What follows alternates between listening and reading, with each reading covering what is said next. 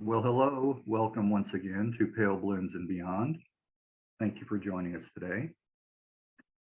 East London-born Peter Daltrey was the main songwriter and singer for psych rock band Kaleidoscope and prog rock band Fairfield Parlor. Peter began his musical journey with the Sidekicks in 1963, becoming the Key in 1965, then changing their name to Kaleidoscope upon signing a deal with Fontana Records in 1967.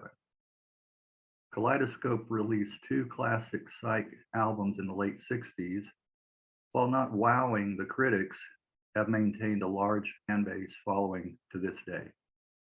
There were also several singles, in particular, Flight from Ashiya, showing up on many various artist compilations.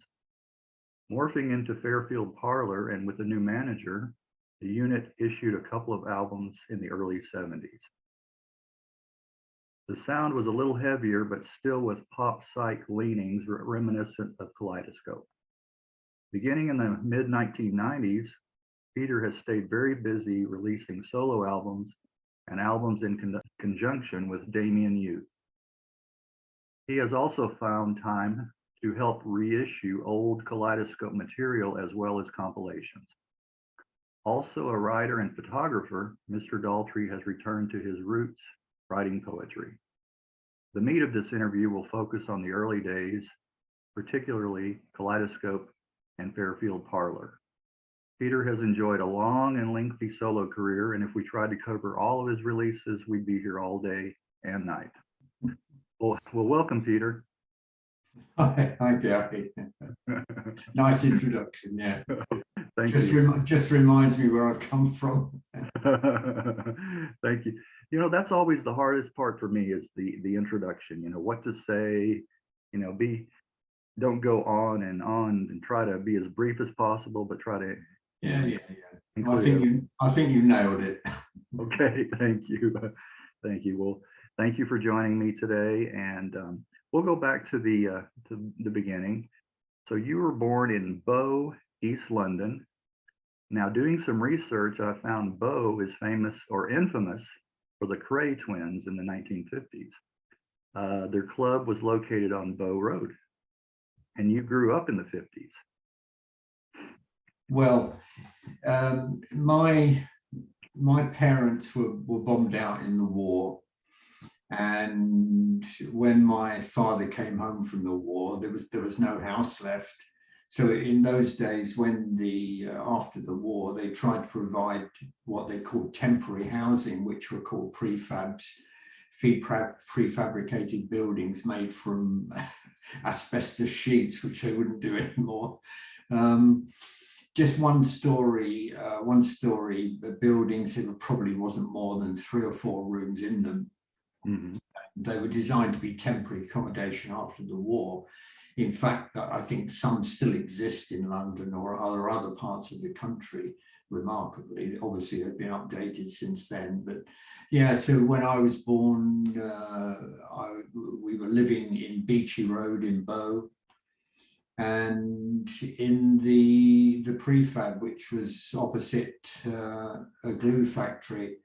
And we only lived there for 3 years because that was in 1946. We lived there for 3 years because at that point, my father's employer said to him, "Have you thought of buying a house?" And my dad said, "God, good grief, no, they couldn't possibly buy a house, couldn't possibly, I haven't got any money."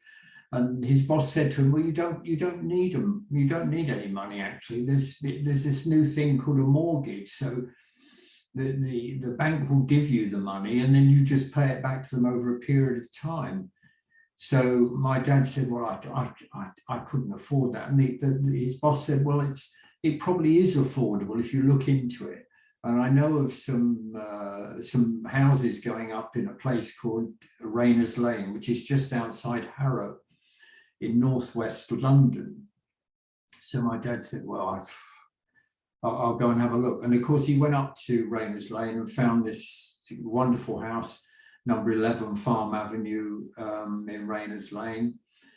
and he was given a mortgage, and they stayed there for the rest of their lives until my mother died, and then they moved on. You know, Dad moved on. But yeah, so when I was 3, I moved to Rayners Lane, just outside Harrow. So there is no memory of the East End at all. Although when I do look at old photographs from that time, I seem to think I can remember, but no, I don't think I can. To be honest, I was only 3 when I left there. Right, right. That's interesting to hear, you know, about mortgages, and you know, there was a time when they didn't exist, like, you know, like you're talking about. That's right. That's right. And we always just assume, you know, nowadays that they were around forever, you know. So yeah, no, the things, well, even in my lifetime, things have changed a hell of a lot. I mean, my ancestors were French. They were French Huguenots, and they came to London in the 1700s because they were being persecuted. A lot of Huguenots came over here, and because they settled in London and the cheapest place to live was the East End, they all settled there. They were actually fan makers in those days. You know, women had fans made of bone. In those days, you know, the spikes of the fan were made of bone, and they were bone workers. So they actually made fans, and had. I think there were generations of fan makers, and in fact, I think they got fairly high in the organisation of fan makers in the East End at that time. But I mean, that was the early or mid 1700s. So that's where we come from, and I think the name Daltrey was probably Daltrey, some sort of French spelling. So yeah, there's some French blood in there somewhere. Okay, okay. Well, what do you remember about your early childhood? Well, in Farm Avenue, the primary school that I went to, which is the first school you went to in those days, was literally just across the road. You could see it from the front of my house. So on the first day of school, my mum took me to school, left me there, and I walked home because it was only across the road. So I didn't like school then, so I just walked home, and I never did like school after that. It didn't appeal to me, to be honest. When I left there and went to my secondary school, I got beaten up on the first day, which I think probably traumatized me for the following years. And I actually, it's incredible to say it, but I don't remember anything about my schooling at all. I don't remember a single teacher's name or any experiences I had there, apart from another traumatic thing of having to go to swimming lessons once a week at the local open air baths. And if you know British weather, you'll know the water wasn't exactly tropical, and Right. They made you stand on the edge of the swimming pool and then take one step forward into the water, and I just couldn't do it. So no, I remember very, very little of that early time. You know what's interesting, talking about swimming lessons, I remember taking those, and we started to progress to diving, and I was always afraid to just go head first into the water. So I remember that was traumatic for me. Yeah. And I never really learned the proper way. I kind of belly flop, you know. Yeah. Well, I still clamber in from the side. I've never jumped in a pool in my life. Well, were either of your parents musically inclined? No, they weren't. I don't know of anyone in my early family or before that there was no mention of it. My brother's a musician. He plays the guitar very well. He's also taught himself the saxophone over the years, which he's very good at. So he does love music, and he's artistic. He's a very, very good artist. My sister is artistic. So I think, you know, some of that must come down from the Huguenot stock, I think. Okay. Do you remember in the house, was any music being played? Do you remember hearing anything? Well, yes. Yeah, my dad was very keen on technology, as many of us are now, but he did like his hi-fis and record players. And of course, those were the early days of that. My parents love Nat King Cole, Perry Como, Ella Fitzgerald, and some of those songs still stick in my mind. You know, there's some wonderful music. The songwriting then, you could, you know, I don't know whether I recognized it at that point, but certainly looking back, there are some wonderful songs from the 50s, very well crafted songs written by experts, masterpieces, some of them. Right. I agree. I go back and listen to a lot of that old stuff myself from time to time. Can you recall the first either single or album that either someone bought for you or that you purchased? The first piece of music I bought on record was Greensleeves. The very old English tune by Vaughan Williams. That was the first, and I think that indicates how much melody means to me. That probably comes out of that. I do love. There's some. I don't know classical music. I wouldn't know the names of any of them, but I know what I like, and when I do hear it, it really moves me. But one of the first singles I bought was Handyman. Do you remember that single? Was it Handyman? Yes. It was a rock and roll single around the time. I think it was called Handyman. But very shortly after that, I heard Buddy Holly, and I'm afraid that clinched it for me. As far as I'm concerned, you know, Buddy Holly was my hero. You know, and I think he invented pop music. You know, that was one of the first bands, surely, you know, the three guitars, the two guitars, the drums and the singer. That was one of the very early bands, as far as I remember, and real pop music. I mean, I just love Buddy Holly.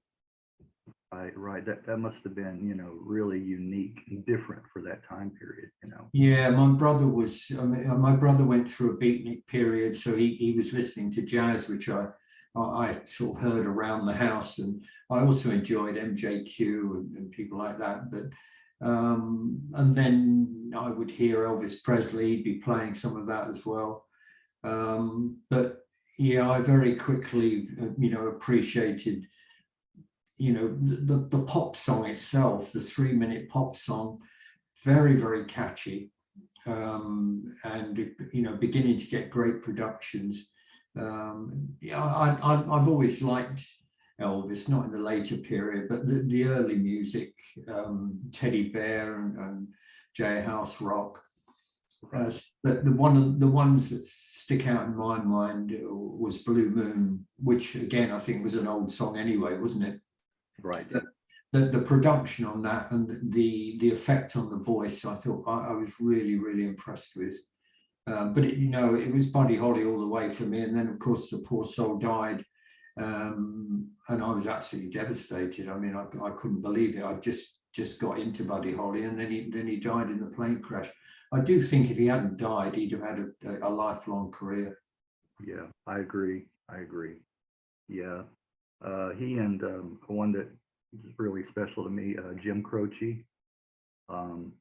You know, he also dying in a plane crash. There's been several over the years.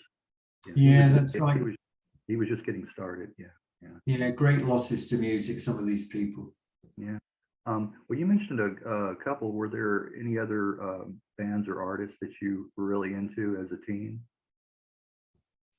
Well, from a band point of view, I mean, that came along a little bit later, didn't it? I mean, I used to like Little Richard and Jerry Lee Lewis, people like that. I mean, the pure sort of rock and roll ones. I mean, Little Richard is amazing. Bo Diddley.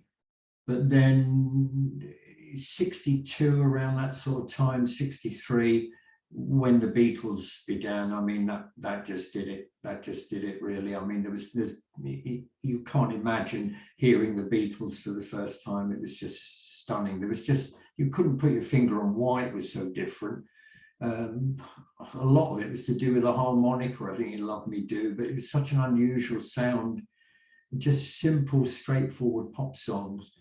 And that really appealed to me. But of course, at the same time, alongside that, came the Rolling Stones, and they were doing great things as well very early on. You know, just covering a lot of blues material.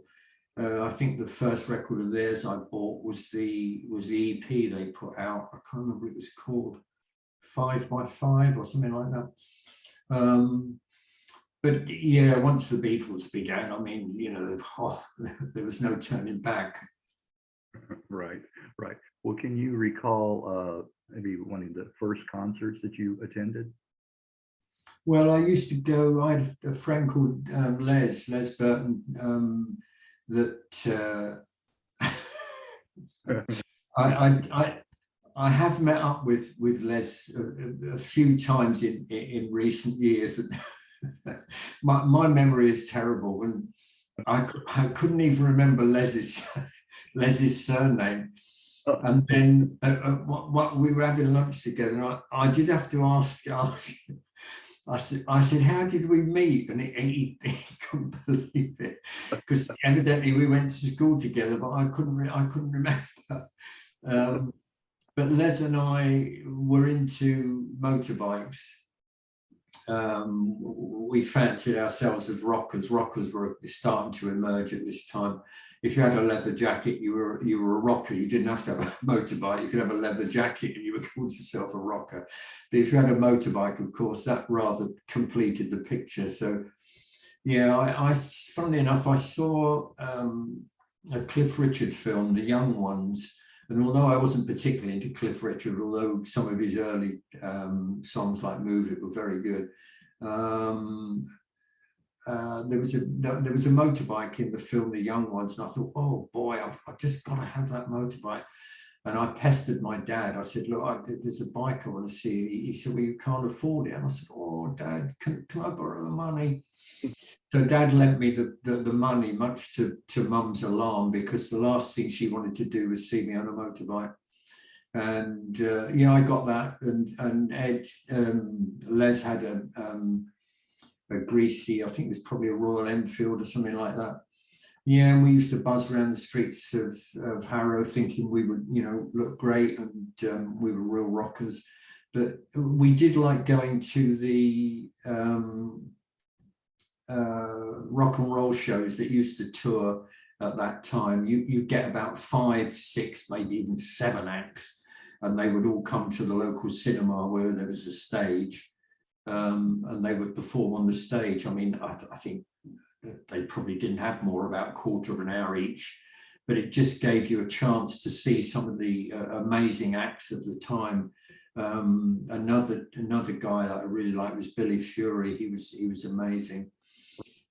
He came on stage in a gold lame suit, and the girls just went absolutely berserk and rushed the stage, and they had to drag him off into the wings and close the curtains, because they had curtains in those days across these stages, and insist that the crowd calm down a bit before they allowed him back on. But yeah, I do remember that.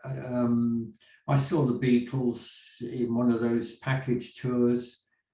Gene Vincent, I used to love Gene Vincent. I can remember the curtains were drawn, and you could hear this scraping noise. Ladies and gentlemen, Gene Vincent, and scrape, and the curtains open. And there was poor Gene propped up on the microphone, because he had such a bad leg, didn't he, after the accident with Eddie Cochran that killed Eddie Cochran. And yeah, he was amazing. He was the real thing. He was the real thing. So yeah, we used to go to the package shows, which we really enjoyed. Really great. Yeah. Well, you mentioned you were a rocker, or a part of that group. I guess the Mods were your mortal enemies, right? Well, yeah, but the funny thing was that although Les and I had our leather jackets, I mean, Les was tougher than I was. And I can remember we were sitting in Harrow High Street one Saturday afternoon, lounging fairly sort of dramatically on a chair, admiring the girls across the street.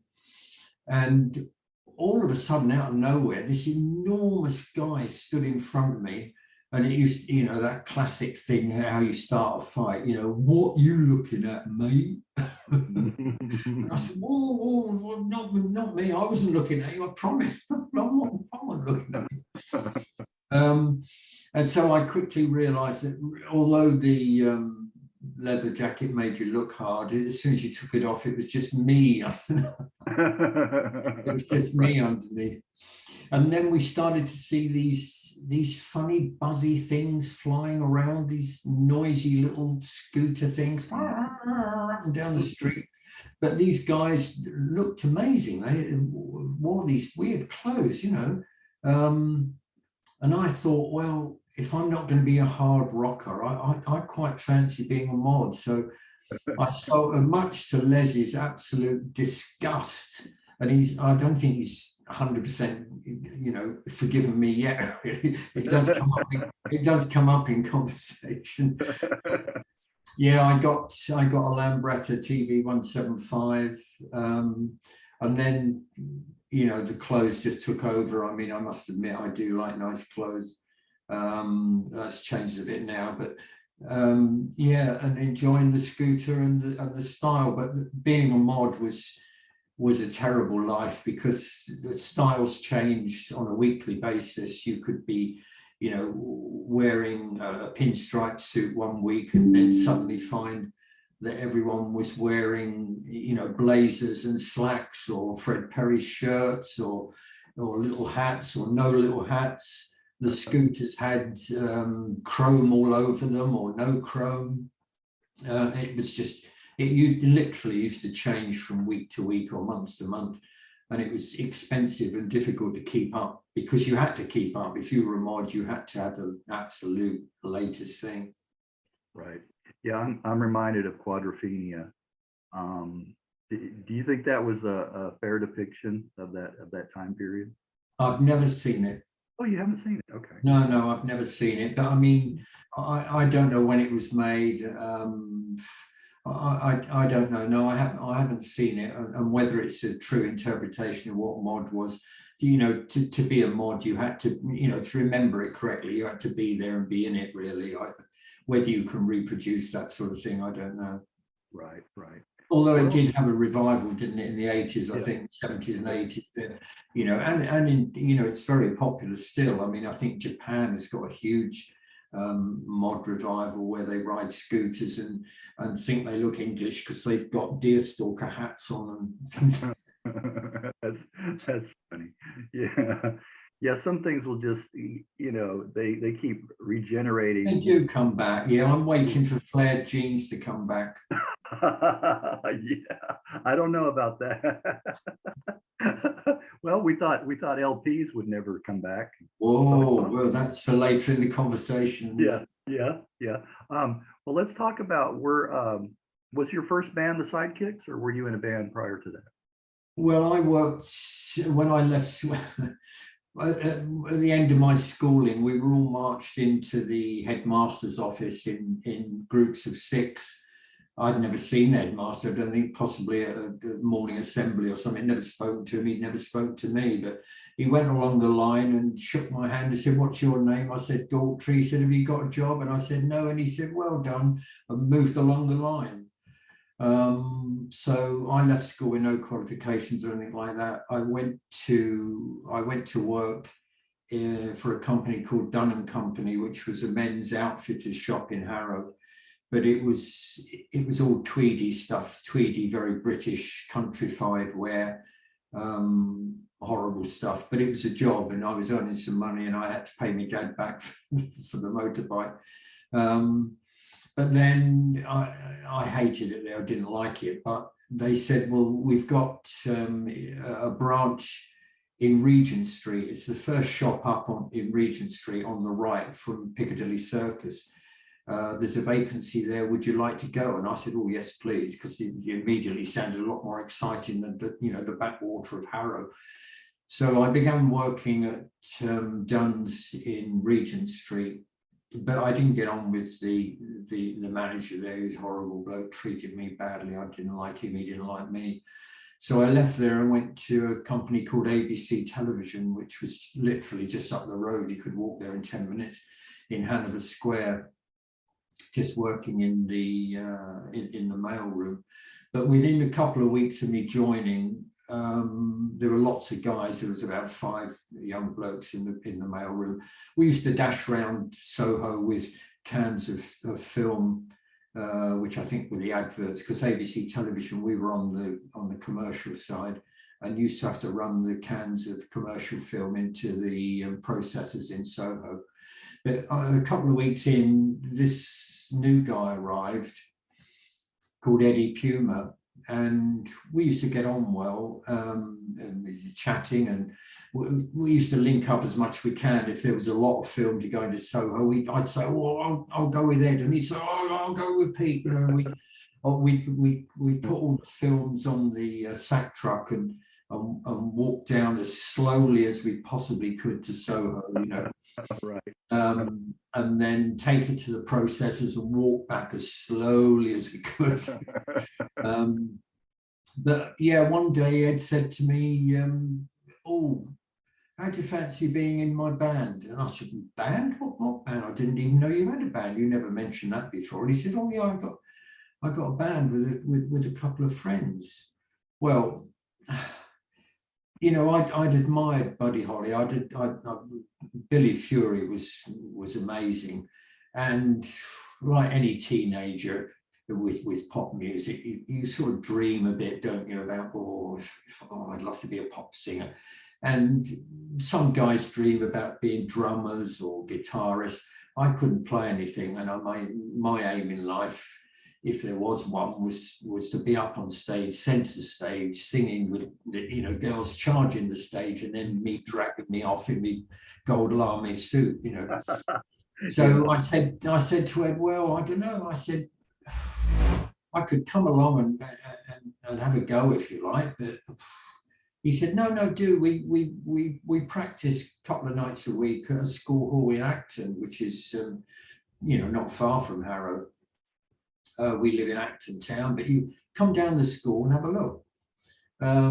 So I jumped on my scooter and went down there, and he'd said to me, there's 2 other guys, Dan and Steve, and I thought, "Oh, musicians, they're going to be real experienced guys, and I can't really do anything. They're not going to treat me very well."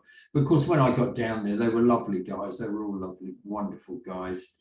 The only problem was that I've always been very self-conscious and shy, terribly, terribly shy as a child. So we got to the school hall to practice, but my God, all of a sudden there I was, supposed to be standing up and singing in front of these guys. Well, I'd never sung a note in my life in front of anybody, apart from in the Sunday school. Mm-hmm. So we had a music stand there. So I put the music on the music stand, and that seemed to work for me, So there I was. So I said, "Okay, well, what should we do?" Well, let's do a Buddy Holly song. I said, "Yeah, okay, that'll do." Yeah. So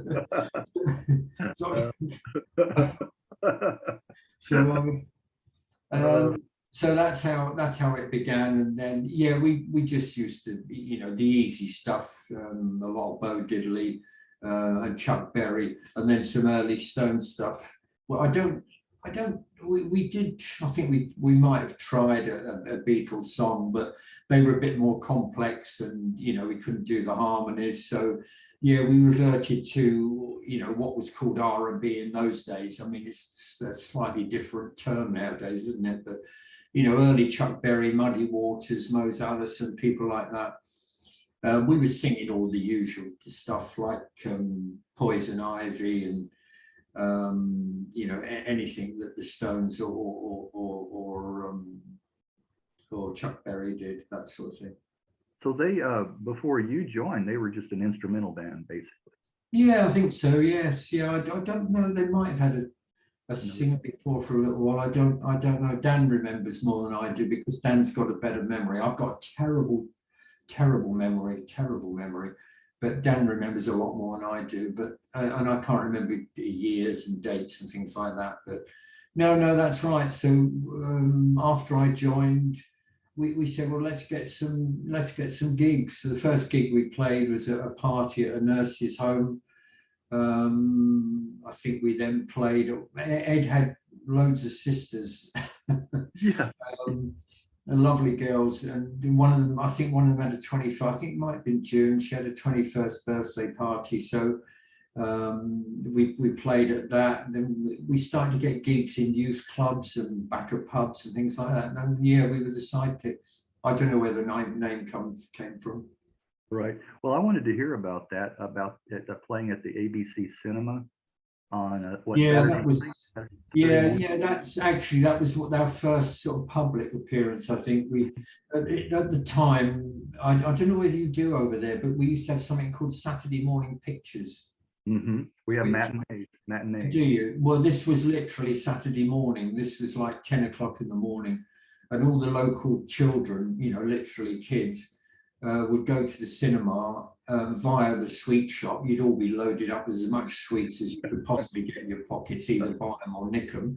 Then you go to the cinema and watch, there was a lot of cowboys, there was Popeye and cartoons. You weren't interested in any of that. You just wanted to eat your sweets and make a noise. I don't think there was so much noise in there. It was amazing.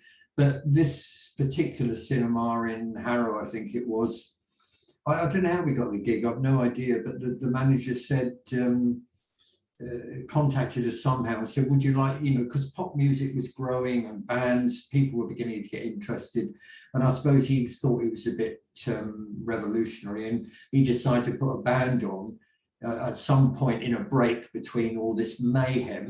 So there we were, the four of us, and we sat up, and I don't think anybody listens, and we had sweets hitting us in the head, But yeah, that was quite an eye-opener, quite an awakening, really, just to actually stand up as a band. And before we didn't get on the stage, we actually played on the floor. You can see in the photo of us that we stood on the floor, not on the stage. But yeah, that was it. Yeah, it began to pick up from there. Yeah, like you said, it gave you a little experience being in front of a crowd, even though. Yeah, you've got to start somewhere. Well, in those days, you had to have an apprenticeship in those days. Nowadays, people think they can just go on TV or something on some show and have it all ready. But in those days, you had to serve your time. Right. Well, how was your first experience in a recording studio? Do you recall? Well, we realized very early on that playing cover songs and just playing backs, youth clubs, backs at pubs and things like that wasn't quite what we wanted. I mean, everybody loved the Beatles. Everybody thought that they were an overnight sensation, because we didn't quite realize at the time they'd already served about 3 years playing in Liverpool and the Midlands, and in fact working very hard in Germany. But even so, we thought, well, how do you progress? How do you progress from where we are? And we hadn't been doing it for too long, but we thought, well, let's make a demo, and then we can hear what we sound like. So we put some songs. We had some of the songs from our repertoire, and at this point, we realised that the Beatles were doing so well because they were writing their own songs, which was a revelation to us, and as it turned out, to the Stones as well, wasn't it? And a lot of young bands that you didn't want to rely on Tin Pan Alley writers or keep covering other people's songs. You had to come up with something yourself. And we'd written a song called Driving Around, which was appalling, which we all loved. So we added that to the mix, and we went to a recording studio. We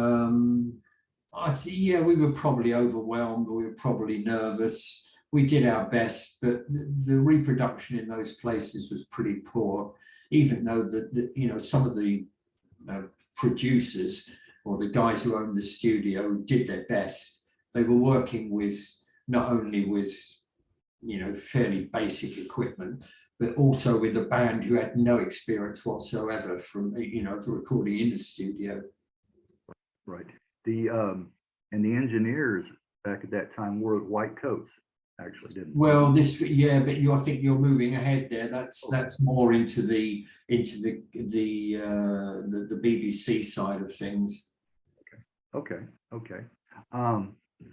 Mentioned earlier about quadrophenia. Talk about supporting the Who. Yeah, we were still the Sidekicks. We played at the White Hart, I think it was in Hendon, supporting the Who. I think they'd only just got their first hit, I Can't Explain, which was a great song.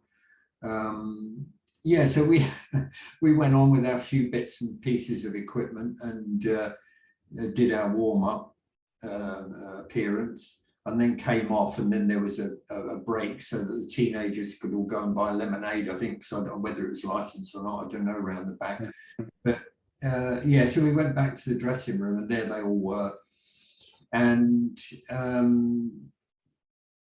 Pete Townsend said, oh, he had about 5 or 6 guitar cases, and he had one that he was tuning, guitar he was tuning, but some of the other guitar cases were open, they had the lids open.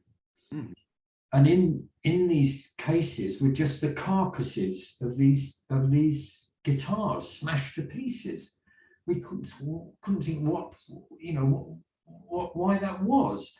But of course, when they went on, not only did Roger Daltrey say to me, "Here, mate, can I borrow your tambourine?" And went on stage and never gave it back. I never saw it again.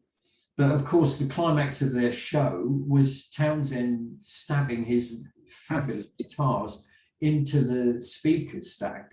And I don't think he broke his guitar that night, but if he did, he'd have just chucked it back in its box and bought another one, or his management would have bought him another one. But yeah, it was startling. It was absolutely amazing to see. I mean, a great band. Yeah, that's interesting that I guess they had that financing, like you said, either he or the management to keep buying him guitars like that, you know. That's right. It wouldn't have happened to us. Right. We'd have had we were buying our own stuff, but no, they had proper managers behind them. Right. Wow. We had a manager, as Sidekicks, we had a manager, Barry Ashpole, and he did very well because he got us onto Wimbledon Pally, sort of Battle of the Bands thing, which is very good, lots of local gigs. And then Barry moved to Canada, but yeah, it was a growing time for the band. Right. Well, who was James East? Yeah, well, James came along after Barry, but James didn't last long because he wouldn't get up till about midday, and that was no good to us. We went round to his house one day and banged on the door at 10 o'clock to try and find out why we didn't have any gigs, and he was still in bed. So James disappeared into the east. Into the east, right. Well, in 1965, the band changed the name to The Key. Yeah, it was very short-lived. I'm not quite sure. Because we'd started writing our own stuff, and we're concentrating that on stage. We did feel that there was pointless being the Sidekicks anymore because we thought everybody remembered us from that period, which they didn't, of course. So yeah, we changed the name to The Key and incorporated a lot of our own stuff on stage, and doing some pretty wild stuff. I mean, we had we played a place called the Brunel University, and I can remember that particular show because the climax of our act was this very noisy number, and just before the end, I'd slip a blood capsule in my mouth, a little plastic thing full of red liquid, slip that in my mouth, and then it'd be this big crescendo at the end. And I'd bite on this thing and fall on the floor, all this blood pouring out my mouth, and they carry me off stage. But it didn't really go down very well. The crowd didn't respond particularly well to that, and neither did the management, who I think they'd already called an ambulance and had to phone them back and say it's all right, he's just messing about. Yeah, the crowd was probably thinking this is real. Like, yeah. But then to realize that we just play acting, it didn't get down. The funny thing was, quite a few years later, we had a return gig there, but fortunately, no one remembered us. Those are interesting anecdotes about little things that you might do in concert. I talked to one particular individual, and he said around the same time period growing up as you were, he said what they did, one of the guys in the band decided to get some flour, like baking flour, and put it inside balloons and blow those up and then let them go across the audience. Well, when they burst, you can imagine the audience covered in flour. And I said that didn't really go down as well as they. And they weren't invited to come back to that venue. Sounds familiar. Well, let me. The one song I did hear from the key is "Holiday Maker" on a various artists comp. I didn't show or couldn't locate any other songs. Were there other songs that you released? Well, it wasn't released. No, it wasn't released. The appearance of that on some sort of record must have been from the demo, because we did a demo of it. And yeah, that was one that we'd written at the time, along with various other songs that didn't see the light of day. But Ed and I were getting into it and really writing a lot. I mean, I don't know how it fell to us to write the songs, but Ed played the guitar and I fancy myself as a writer, so it just automatically fell to us. And Dan and Steve, bless them, were very happy to go along with that, which worked out fine. Right. We all worked on songs together. I mean, Ed and I would write them, then we'd take them to the school hall in Acton, and we'd all work on it together and plan the arrangements. So it was from after the writing of it, it was a group activity then. Right. Well, who was Dick? Is it Leahy? Yeah, well, it got to the point where we were still making demos, like you say, the Holiday Maker we recorded, and we were beginning to get a bit desperate. I think we'd been at it we'd been at it 3 years by then, and we were very ambitious. I don't know where it came from, but we were all very ambitious. We wanted a recording contract. We thought that the only route you could take for a recording contract was to send demos into a record company, which is what we did. We did it loads of times, and they either ignored them or they just came back in the same envelope: "We're not wanted at this house," or whatever they wrote on. So that wasn't working. By this time, I'd actually got the sack from ABC TV, because we'd done a gig somewhere, and I think they'd offered us a follow-up gig the next night. So I rang ABC TV and said, "Oh, I can't come in tomorrow." And my boss said, "Why would that be?" And I said, "Oh, well, you might not know, but I'm in a band and we've got another gig. They've offered us another gig." And he said, "Okay. No, will you come in the following day then and just pop into the office and see me?" I said, "Oh, right, okay, yeah, that's good of you. Thanks very much." So went off and did the gig, completely naive. Right. Got to the office the day after and said, knock on the door. I said, "Oh, well, I'm back. Thanks for letting me do the gig." He said, No, that's fine. You're fired." So I lost my job. So I was working at a fishmonger's in Victoria. I wasn't actually on the counter or anything like that. I was in the actual sales office, and I got talking to the other people that I work with, and I think this other guy, I think he must have been in some sort of jazz band or something, and I was talking to him, and he said, "Well, why don't you, have you thought about approaching a music publisher rather than direct to the record label, because they're inundated with demos and things, and they, half the time they don't listen to them anyway. It's like publishers, you fill them up with manuscripts and they just come back because they can't be bothered to read them. They probably don't listen to the demos because at that time when everyone wanted to be in a band, they must have got hundreds a week.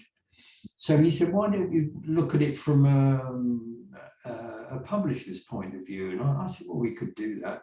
So Ed and I looked up the names of some publishers.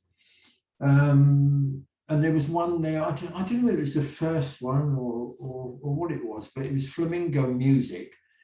And they had offices in the Edgware Road, just above Marble Arch. So I rang them up and I said, well, would it be possible to send you a demo? He said, oh no, we don't listen to demos here. We're not interested in demos. I said, well, could we, any chance we could, we could just come in and play you the demo? He said, no. I said, well, can we come in and just play you the songs? We've been writing for a while. We'll bring a guitar and if we could just sing some songs to you, if that would be quicker. And he said, well, yeah, I suppose you could try that. Look, I'm having lunch at 12 o'clock. If you want to pop in then, you can have 20 minutes, but you're not having longer than that. And we said, no, that's great. Oh, thanks very much. So we hopped on the tube and went up there, Ed and I. We walked into his office. This was a guy called Dave Carey. And there he was sat at his desk and he did have his sandwich out there. And he said, right, what have you got? And we played him some songs and we finished. And he said, well, you've got the makings of some songs there, but really you need to go away and learn your chops. You've really, you're not ready. So we left and we walked into the street and Ed and I were both so downhearted. We thought, well, we've just had the brush off. The guy's not interested, we've had the brush off. So we went away and we carried on with gigs. He had said to us, if you want to come back in 6 months, if you're any better, you can do it. But he said, I can't see it. Anyway, we went away and 6 months later, I said to Ed, why don't we ring that chap again? Ed said, oh, he won't be interested. He didn't mean it. And I said, well, I'm going to ring him, because we hadn't had any success with anything before that. So I rang Dave up again and I said, oh, do you remember us? I said, we came in with a guitar and played some songs. He said, yeah, I do remember actually. Yeah, he said, have you got some more then? He said, you want to come in? I said, oh, yes, please. So we went up again at a lunchtime and we played him Holiday Maker. And he said, oh, just sit there, just sit there. Oh, what? We've got some more songs. He said, no, just sit down a minute. And he picked up the phone. And I looked at Ed and Ed looked at him. He thought, this is rude, isn't it? We've come here to play him some songs and he's on the phone. And he said to somebody at the other end of the phone, oh, hello, Dick, can you just pop over to the office? It's Dave over at Flamingo. And put the phone down. He said to us, just sit tight, And then within 10 minutes, in walks this tall, skinny guy in a black suit, smoking like this. What have you got? He was almost on electric, this guy. What have you got? And Dave said to us, play him that song. And we played him Holiday Maker. And Dave Leahy looked at Dick and Dick looked at Dave and Dick looked at us and said, would you like a recording contract? and that's literally how it began. It was staggering. We just came out of there on cloud nine. We just couldn't believe what just happened. Right. You had to do like am I hearing him right? Did he just say recording contract? Well, you can't, it's difficult to explain in words. You can't imagine that. Right. Well, that was fortuitous that you met Dick Leahy, that incident did happen. So in 1967, you signed a deal with Fontana Records and changed your name to Kaleidoscope. Now, whose idea was the name?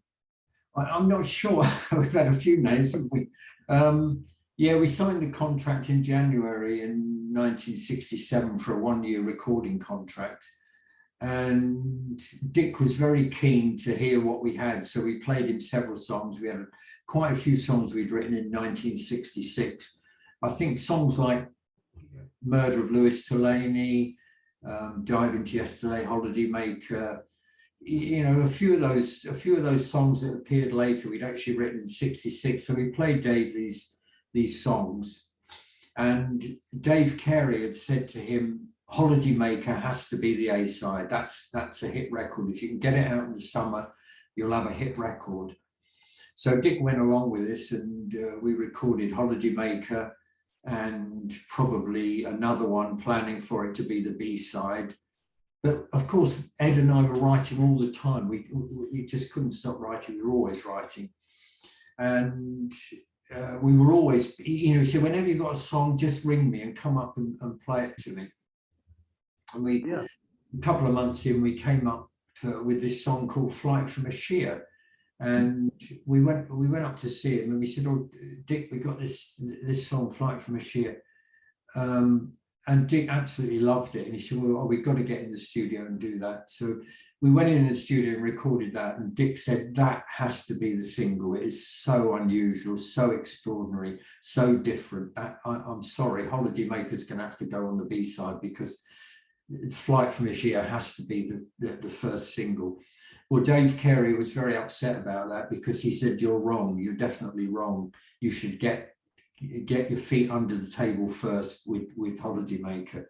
And of course, in retrospect, he was right, I think, because if we had released Holiday Maker in the summer, there is, you know, because of the name and it being about going to the seaside and all this, a British summer holiday, there's a good chance that might have been a hit, and would have given us something to work from. The only problem with that is that if we had had a hit with Holiday Maker, a pop song like that, straightforward pop song, our career might have been different, because we might have been, you know, relegated to being just a pop group. But in fact, we released Flight from Ashiya, and although the reviews were excellent, we got a fair amount of radio play, not a great deal.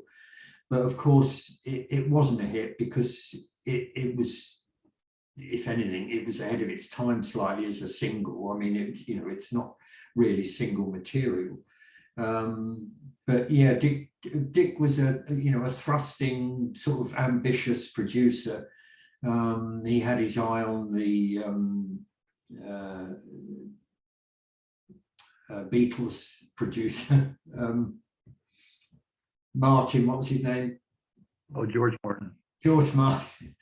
All the producers wanted to be as good as George Martin, and so that was partly Dick's ambition to strike it first with this unusual song, Flight from Ashiya. But I don't know, it doesn't matter anymore. But at the time, things might have turned out differently if we'd have had Holiday Maker out as a hit record. Right. Yeah, I was going to comment on that. I like what you guys did with the original Holiday Maker, with the key is a nice track, but then upgrading that to the beat sounds in the intro and the horns, I think that just made it a really nice sound. That's right. And well, Dick was a great producer, and we all tossed in ideas. And we loved the idea of to sort of almost illustrate the song with sound effects, the sound of the crowd, the screaming on the beach, the waves were all appropriate anyway. And it was just, it was a bit ambitious, I think, but the brass was good. But because we'd had Flight from Ashiya out and hadn't been successful, the label Fontana was still keen to see what we could come up with. So we were still writing, but we'd accumulated a lot of tracks in the vaults. And Dick said, well, look, we got enough for an album here. And he got the okay from his boss, Jack Baverstock. And they said, okay, let them release an album. So that was put back. I mean, that was originally planned for the summer, but because we wanted to lead with the single, and had waited for the single to be successful, it meant that the album, Tangerine Dream, as it became called, was kept getting pushed back in the schedule. Instead of coming out in the middle of 1967, the Summer of Love, it got pushed far too far back, and I don't think came out until November, which just missed that absolute peak of psychedelia, or what people think of as psychedelia. into which Tangerine Dream would have fitted perfectly. We were just behind the curve slightly, coming out in November. Right. Well, I wanted to ask you about your writing relationship, composing with Eddie. I know that you did the lyrics and he wrote the music. How would you normally, typically compose songs? I would write the lyrics first. We always worked exactly the same way. I would write the lyrics first. I would then pass them to Ed in a bunch, it'd be 3 or 4 or whatever, pass them to him, and then leave it up to Ed entirely to decide which ones that he wanted to put a melody to. And it was a good filtering process because, he obviously got rid of tons of rubbish that I was writing and would pick out what he felt was, well, it was what I was writing, rubbish. Some of it was awful. I've still got some of it here. It's embarrassing, but no, he would filter that stuff out and work on the ones that he liked himself. He would then ring me and say, look, I've got some of those songs. Do you want to come over? I would nip over on my scooter.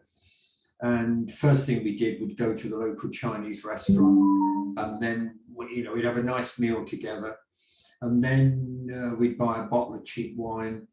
We'd go back to Ed's house. Ed's house in Acton Town was 3 stories. His bedroom was right at the top floor, and we'd go up the stairs to his bedroom, and we'd get drunk. Basically, we'd get drunk on the wine. And then we'd sit in his tiny room, and he would, quite shyly to start with, nervously play me these songs. And invariably, I loved them. I mean, we did change things as we went along. But yeah, that was the first time that was where and how I first time heard all these songs that you all know now. And that room was the room of percussion. I mean, that's where that lyric comes from. It's all about being up in Ed's room, listening to these songs for the first time, and the time that I got so drunk I fell off the bed, got my head lodged in between the wall and the leg of the bed, and opened my eyes under the bed, and there was spiders' webs under there, and that's where the line comes from. There are spiders everywhere. Oh, is that right? See, I love the backstories. I love to hear that kind of stuff. Yeah, people do. Talking about the album, classic pop psych, I feel. Great arrangements, great melodies. I think that's the key. Right there's the melodies in all caps. Well, it always is. It always is with good songs. The melody is the bedrock of the song. Right. Pleasant songs to hear. Your voice comes across. I mean, I'm surprised that you didn't do any singing early on, because your voice is what really carries a lot of the songs. Dick Leahy did a great job, which you mentioned earlier too, producing.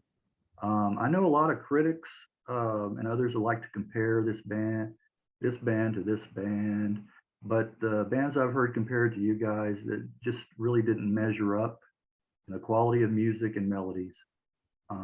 Everybody wants to throw around that time period, Pink Floyd, this and that, but it wasn't the same thing. If I think, like early Floyd, if Syd Barrett could write the kinds of music that you guys are writing and could sing, could carry a tune, maybe. But that was he had his own niche, I don't know. Yeah, people will not believe it. They won't believe it at all. But I have never listened to a Pink Floyd album. I love the early singles. See Emily Play was great. Great song. But I'm not a band person. I never bought a lot of records. The only records I bought were Bob Dylan, Joni Mitchell, Leonard Cohen and the Byrds, people like that. I've never listened to a whole Who album all the way through. I've never listened to a Pink Floyd album, and no one will believe me, but I'm telling you now, it's a fact. We must have been influenced by everything that was around at the time. That's obvious, because as a writer and as a musician, you can't help it. It's just in the air. You're hearing this stuff. You're bound to be influenced by it and the fashions of the time. But we never went in the studio and said, oh, let's make a psychedelic record. Psychedelic never really came into our vocabulary at the time. We were just making music the best we could, and adding some strange and mysterious elements which we enjoyed. But we didn't know what it was. We didn't know what it was called. Well, another thing is your songs never bore the listener, or at least myself. You always keep them interesting. You know how a lot of bands, there's a part in there, where you just go, okay, can we get past this part?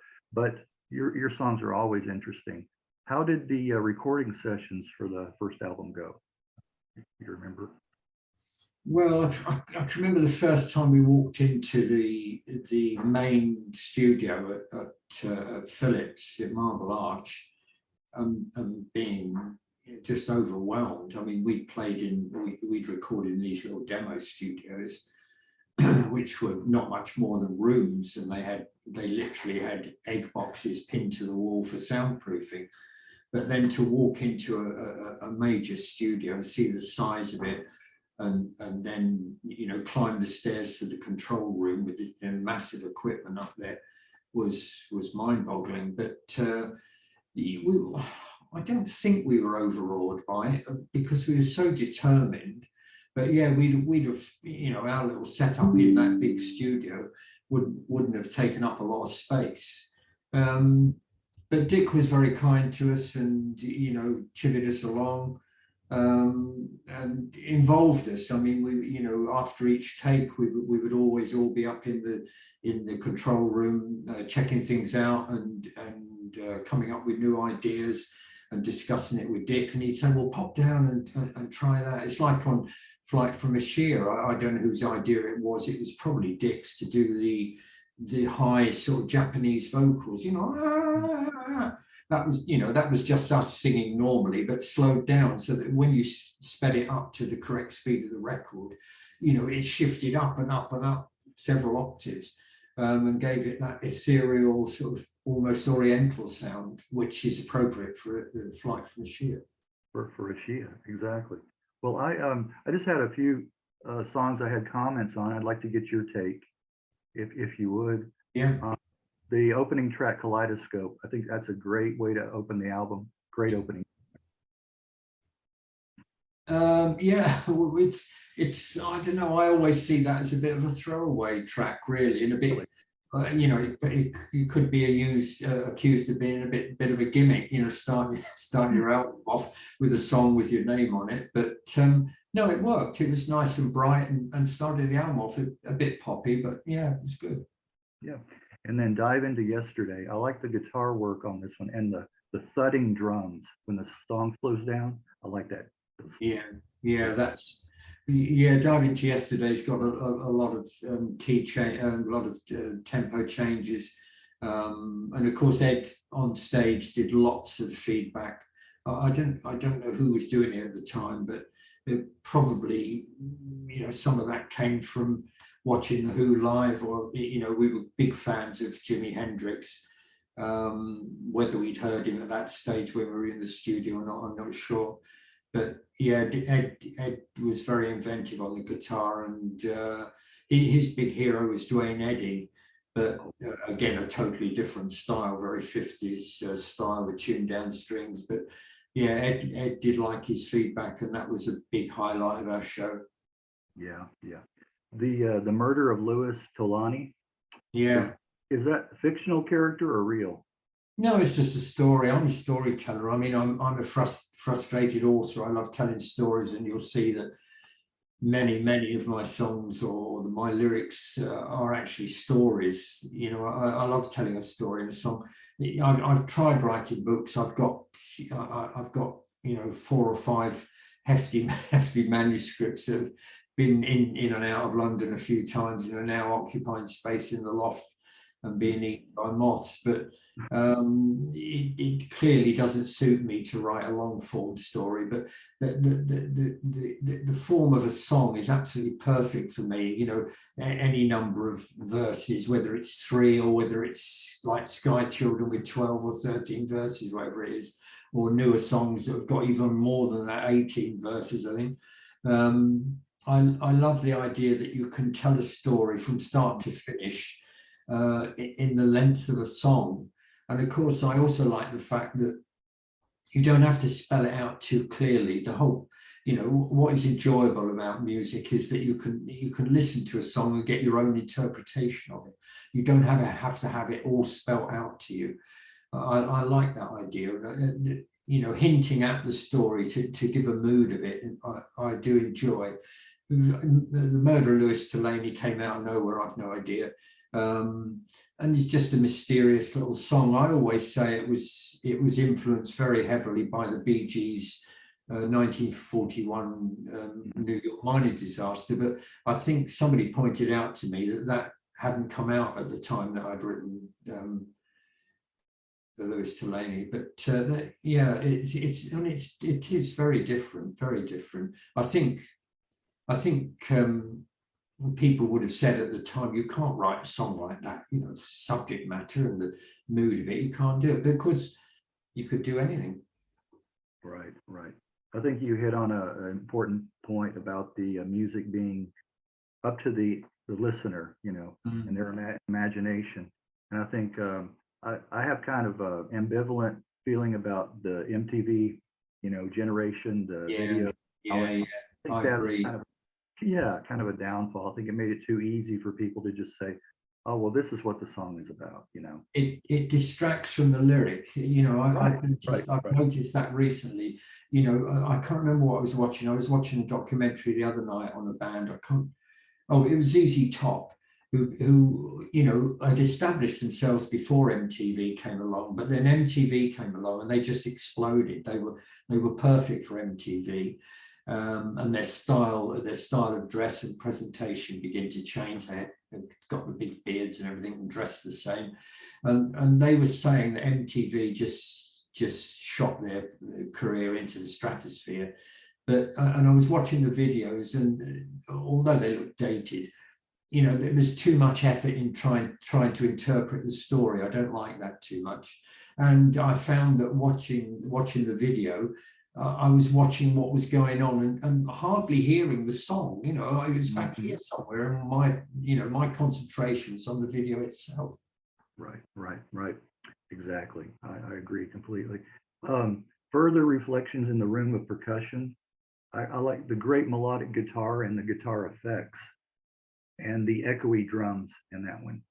I think make that song too. Yeah, I think some of that was Dick's doing, because on in the actual verse you've got an orchestra tuning up.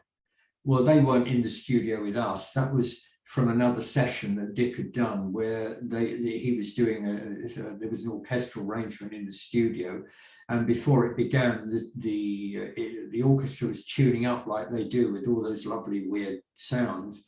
And of course, it was at the start of the tape. They had the tape rolling just before they were going to perform, and they were tuning up. And Dick remembered that, and he said, "Oh, I'd like to try this again," just demonstrating that he was, he was ambitious in his own way, and that was his idea, to have that little cut of the orchestra in the verse. Yes, I think it was which works well. It's very mysterious. It is. Dear Nellie Goodrich. Now, I think this one should have been a single and a hit. A great Baroque love song. I love the harpsichord. That's one of my favorite instruments in that. Yeah. Well, the harpsichord was played by the engineer. I sadly can't remember the guy's name, but we had the instrumental section. He said, "Oh, if you don't mind me saying, can I just point out that I do play keyboard, and I think it would sound nice with a very delicate harpsichord."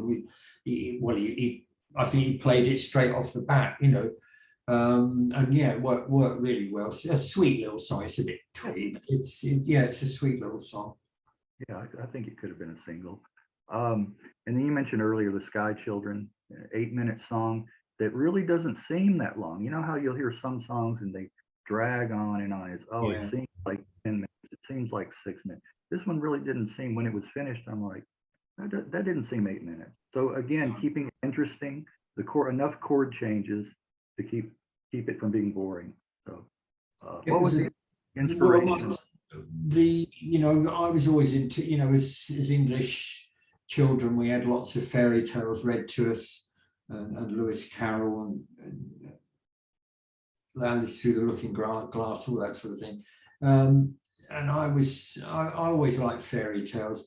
One of we've all got our top 10 of albums that we love, and of course it changes over the years, doesn't it? As other albums come across. But one of my all-time favorite albums, and a guy who I was very influenced by, I have to say, that was Donovan, and his album Fairy Tale is one of those rare things. It's almost perfect, I think, from start to finish. And I was always dabbling with fairy tales and writing little stories. Apart from attempting to write books, I was always writing little stories. And if I would write to my girlfriend, she was working away, I would send her little stories in letters and things like that. So that's where the idea of Sky Children came from. It just, a rambling sort of trippy thing through the air with little children going on an adventure. If we've got time, I'll tell you, we the band used to go on holiday together.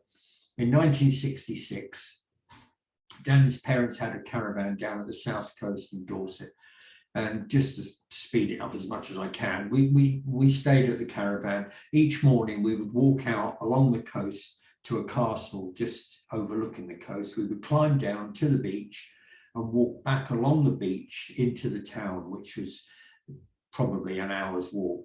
So with this particular morning, lovely sunny morning, the band, we came down the hill, clambered down the hill onto the beach, and we're walking along. And like you do sometimes, you're not all clumped up together walking along, you gradually get split up. It was a rocky beach, and I got left behind. And like you do when you're writing a song, you'll suddenly get one line and you think, oh, and then you think, oh, I'll add another, and then you add another one, then another one. All of a sudden you've got a verse. And if you've got a verse and a rhyming pattern, you think, well, I'll write another one. But of course, all this was in my head. I didn't have a pen or anything. And I was walking along thinking, oh yeah, I've got to remember the first verse, second verse, I've got to remember the second verse. And Dan turned around and said, what's the matter with you today? You're quiet. And I said, well, I've got this blooming song going around. He said, okay, I'll leave you. Don't worry, I'll leave you. So we walked all the way back, got back to the camp, and I grabbed a pen and a bit of paper and started writing as fast as I could, trying to remember all these words. I don't know how many verses I had at that point. It may have only been 3 or 4. But then, of course, once I got home, I added to them and completed the song. But yeah, I just needed that many verses to complete what I felt was a round story. Well, that's yeah. I like to hear those kind of stories too. What mortifies me is when I went back on the road in 2011. We were doing a tour in America, not 2000, but 2013, the second one we did, and we did the Austin Psych Festival, which was fabulous. And it was dark, and we went on stage with my great American band that I had, and we came to the Sky Children, and I can't remember lyrics anymore. I always have to have the lyrics written down on stage because I simply can't remember them anymore. It's an age thing. Well, who's going to remember the Sky Children? How many verses is it? I don't know. There's no way on earth I could remember that. So I got the lyrics in front of me on the stage with the light on them so I can see them. It's pitch dark, the stage lights are on, and it just starts to trinkle with rain just a little bit, just not enough to move anyone, but there's a lovely crowd out there. It's a fabulous evening, fabulous atmosphere. We're halfway through Sky Children, and I don't take my eyes off of the lyrics because I have to know where I am in the song, and it's all going along nicely. I get to verse 4, something like that, verse 5, and I just glance up at the crowd because I want to just absorb this scene, this fabulous scene with the rain coming down, the lights, lovely, isn't it? Glorious. And I look back at the lyrics and I can't remember where I am. And so I'm standing there going blah blah blah blah blah blah, blah trying to work out where I am, and it's awful now just thinking about it. I should have stopped the song there and then and said, hang on, I want to start from the beginning. It was just, I should have stopped it, but yeah, that's the problem when you've got an 8-minute song. Right. You know what? You know where I thought you were going with that, with it raining. I thought you looked out at the audience and then you look back and all the lyrics were smeared, you know, because of the rain. Yeah. Look, I've got enough nightmares about it. Don't you start. Oh man. Well, on the CD version that I have that has some bonus tracks, Just How Much You Are. Just How Much You Are was the B-side of, was it Yeah. Jenny Artichoke? Jenny Artichoke, it is. Is that an oboe in there? I believe. Yeah. Or a cor, I think it's a cor anglais. Okay, that's one of my. Another woodwind instrument. I think it's a cor anglais, which we absolutely love. Right. Yeah, that arrangement was done by John Cameron, who also did Blackfield and If You So Wish. Yeah, John Cameron. That's one of my early interviews. Was it? He worked with Jonathan, didn't he? Yes, he sure did. Yeah, this is another B-side, which I think should have been an A-side. I think Just How Much You Are should have been the hit side. I'm not real keen on Jenny Artichoke. You know, it's a quirky song. Look, the Jenny Artichoke came about because by that time we put out several singles. What was it? Flight from Ashiya, Dream for Julie. And then the album hadn't done as well as they expected. So Jack Bavistock read the riot act to Dick and said, look, you know, these guys are costing us money. You keep taking them in the studio, but we're not selling records.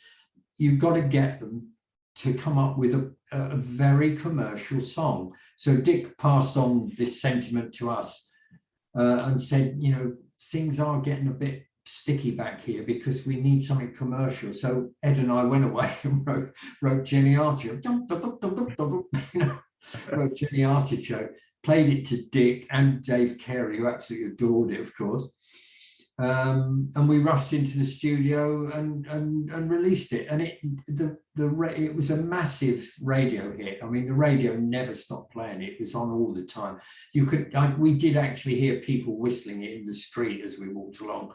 It was a great pop single, but again, like Holidaymaker, if it had have been a hit, we might not even been talking today, because we'd have headed off down the chirpy pop song route. I'd have been Herman Hermit, wouldn't I? Right. Good point. After the release of Tangerine Dream, you went on a European tour. Any memories of supporting Country Joe and the Fish in Holland? Oh dear, yes. Oh dear. Yeah, we did. That's a strange, I think a venue to put you and Country Joe on the same. Well, it might have been reasonable, but the problem was the venue. The venue was the concert hall in Amsterdam, which was beautiful, absolutely gorgeous place. But during the sound check in the afternoon, we realized that the acoustics were appalling, absolutely terrible.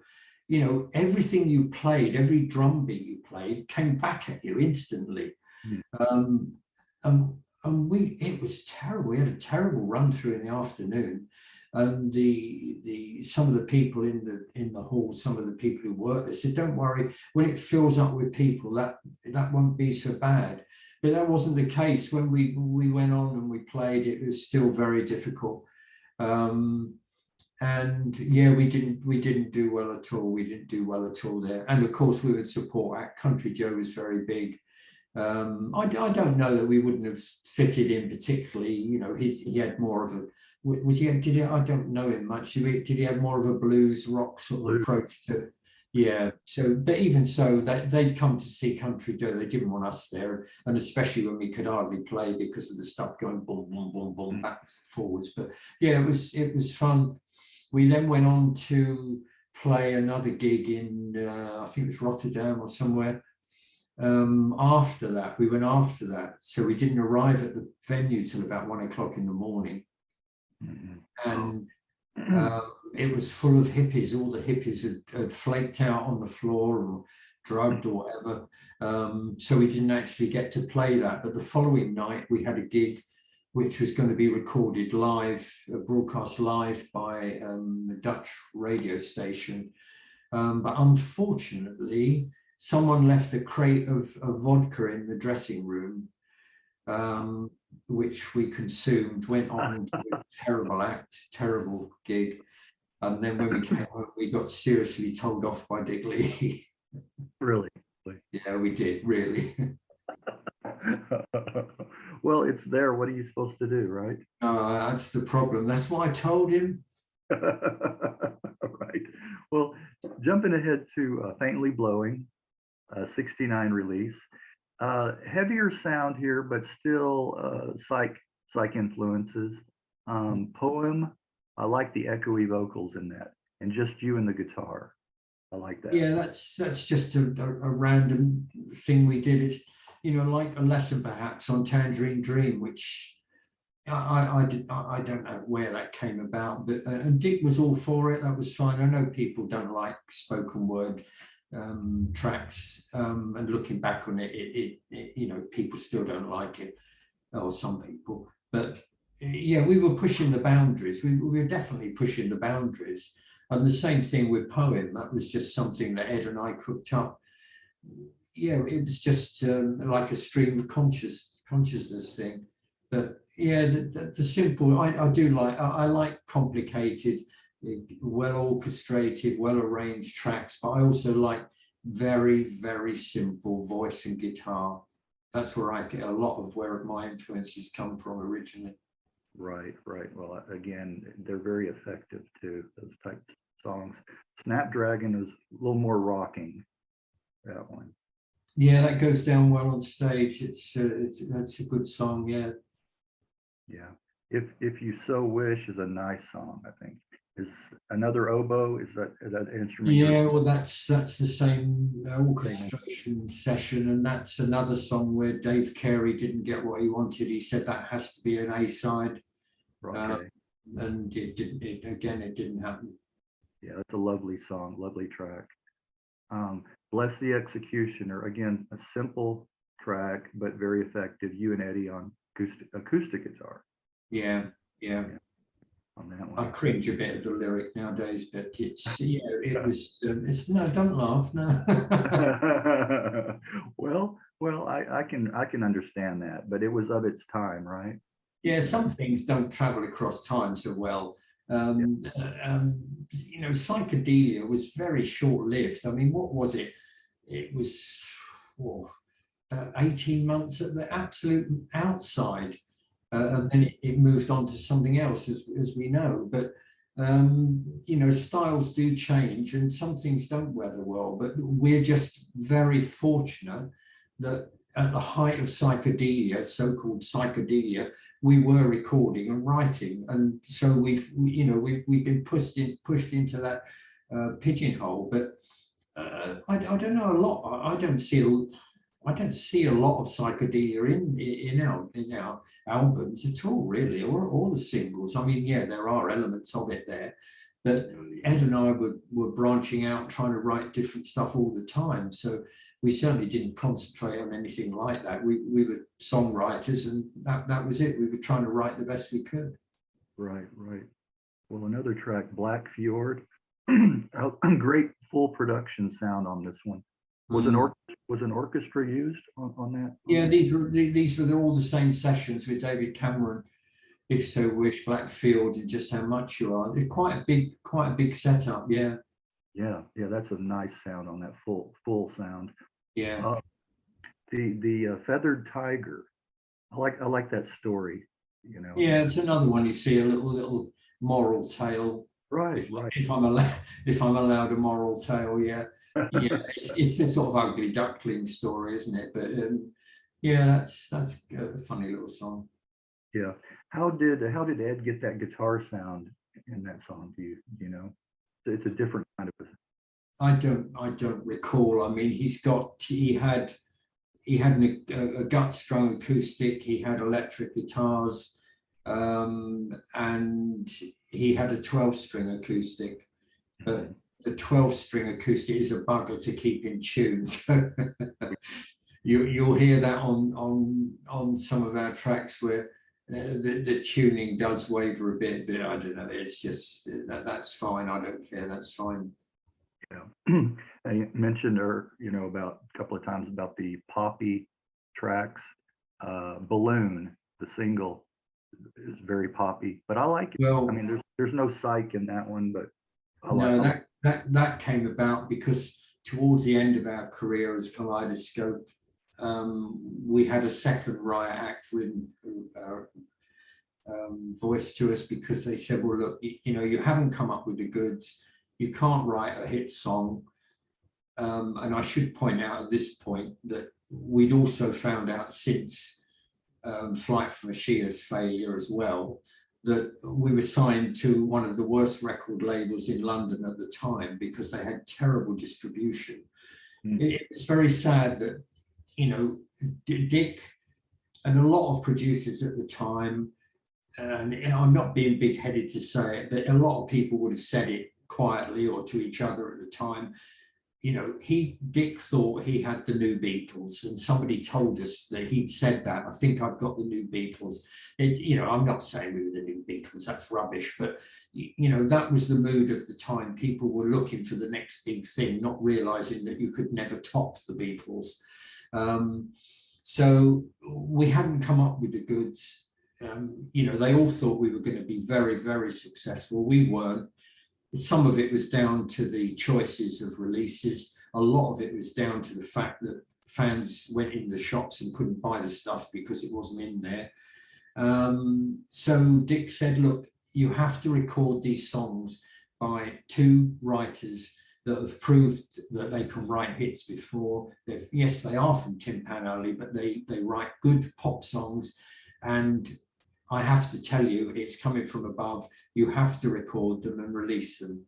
Well, we were absolutely appalled. And then when we heard the songs, we were appalled a second time. And then when we were in the studio trying to reproduce them, we were appalled by a third time.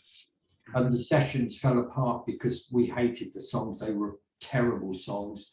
And Dick called it an end to the session.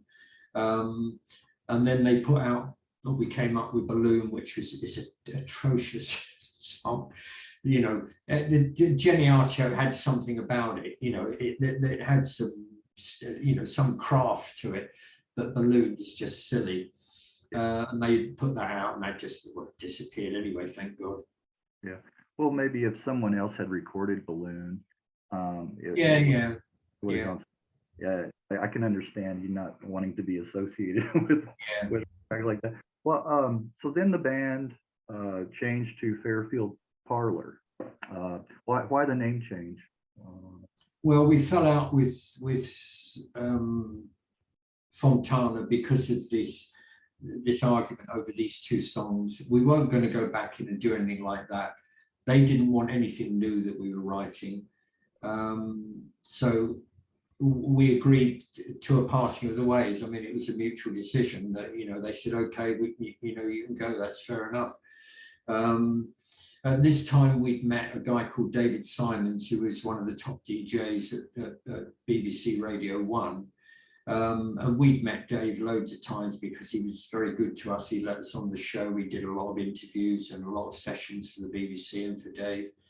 And he called us up one day and said, look, I'm not sure, but I think you're all fed up. You seem to have lost direction. And to be honest, I'm not 100% happy just sitting behind a desk playing other people's songs and records. I want to get involved, How would you feel about me becoming your manager? So we went to see Dave, and he's a lovely guy. And he was very enthusiastic, and he spoke to us very carefully, intelligent guy, and just pointed out where we'd been and where we were going and where we could go if we tried just a bit harder with a bit more direction. And so obviously we agreed. Dave said, yeah, come on, let's get together and do this. So we then had to find a new label. at this point, we'd been to, I'm getting the story wrong here. What am I thinking? Phillips or Fontana, I'm getting the story wrong, Greg. My mind has gone into a mush after an hour of talking me head off. But the Phillips came back to us, or Fontana came back to us under the Phillips name and said, look, I've got it now, Bruno. That's all right. The Phillips came back to us and said, look, I know you've parted ways with Fontana, but music's changing a little bit. And we're starting a new label called Vertigo, which is progressive. It was the new buzzword. And we understand that you're writing newer material. Would you sign with Vertigo? So we discussed it with Dave. I think we'd been round to a few other record labels. And we agreed to go back and sign with Vertigo, which was still under the Phillips umbrella.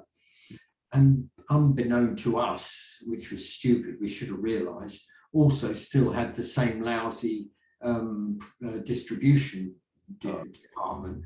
But anyway, yeah, we signed with Vertigo, and but on a tape lease deal. So this was another of Dave's brilliant ideas. You know, don't let them own the copyright.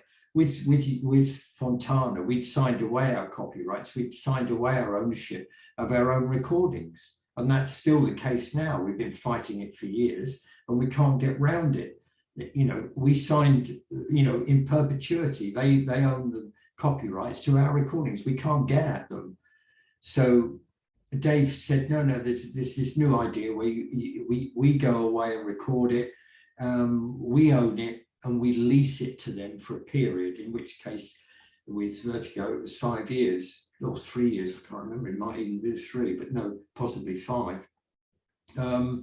So that was the situation. We signed with them and then went back in the studio and started recording from home to home. Mm-hmm. Well, the first single, Bordeaux Rosé, had a really great, memorable chorus. Yeah, we wrote Bordeaux Rosé.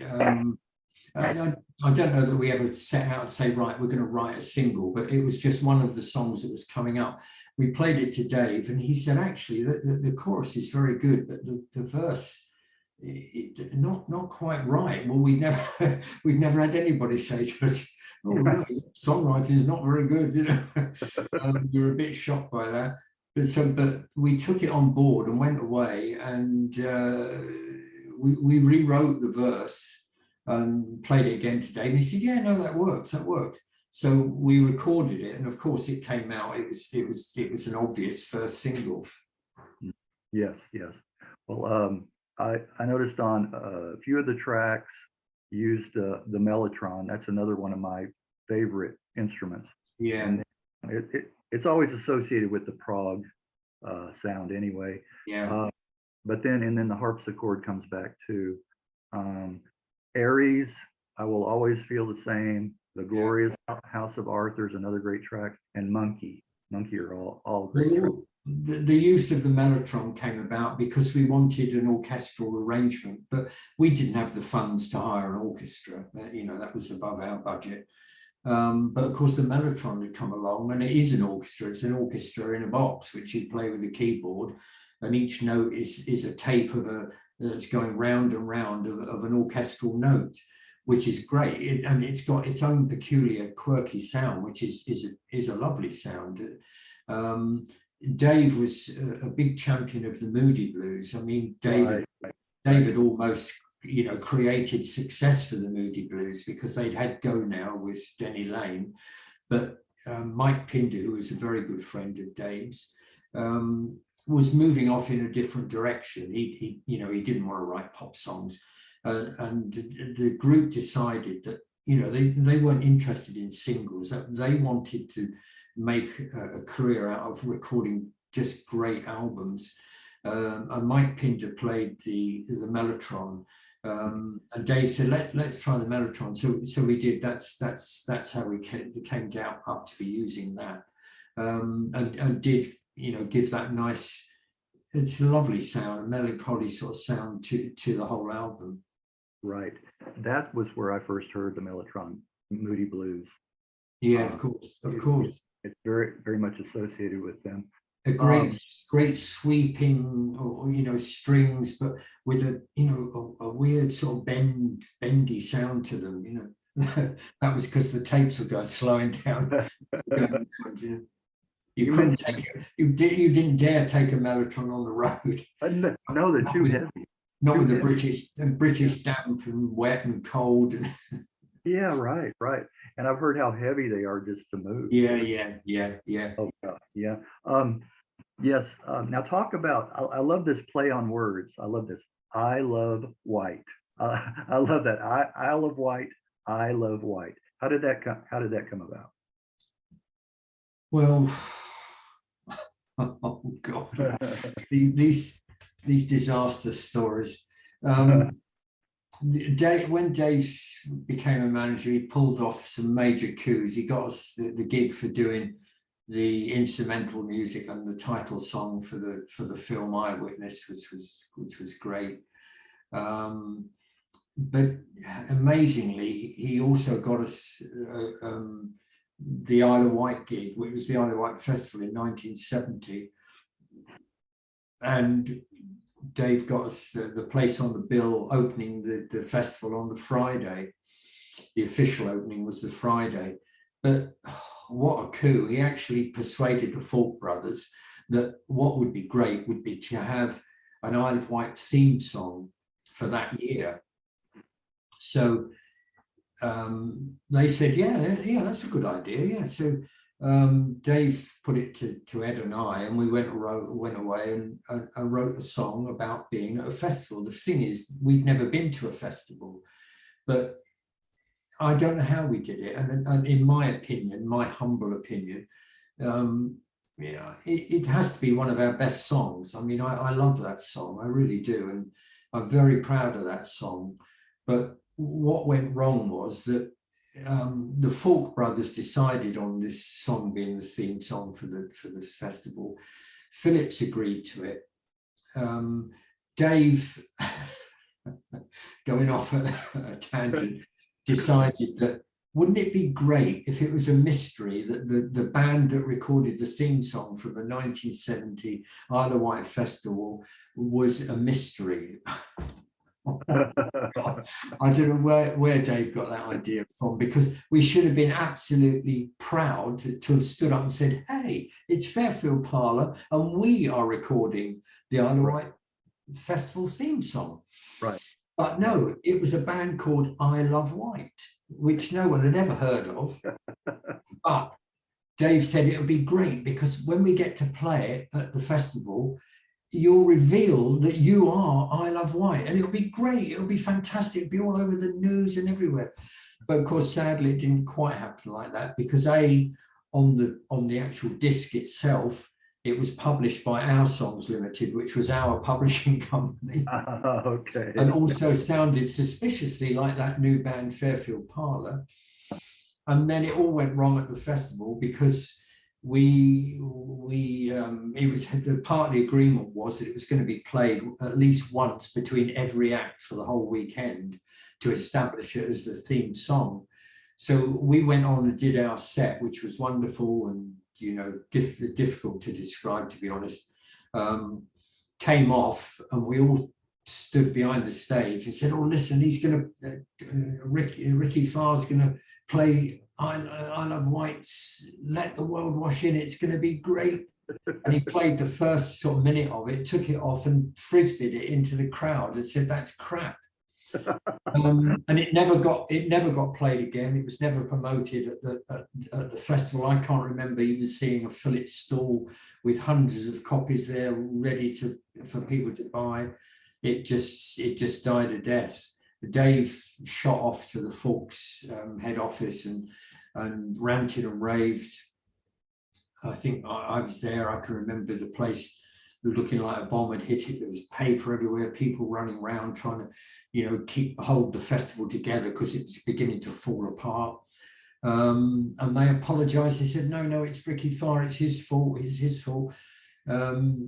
so they said, okay, well, what you can do, come along on the Sunday night, just sit below the stage with an acoustic guitar, and we'll give you the nod from the stage. And at some point, you'll be able to get up and do an acoustic version of it and get everyone singing along. So Dave said, okay, all right, okay, if that's the best you can do, we'll accept that.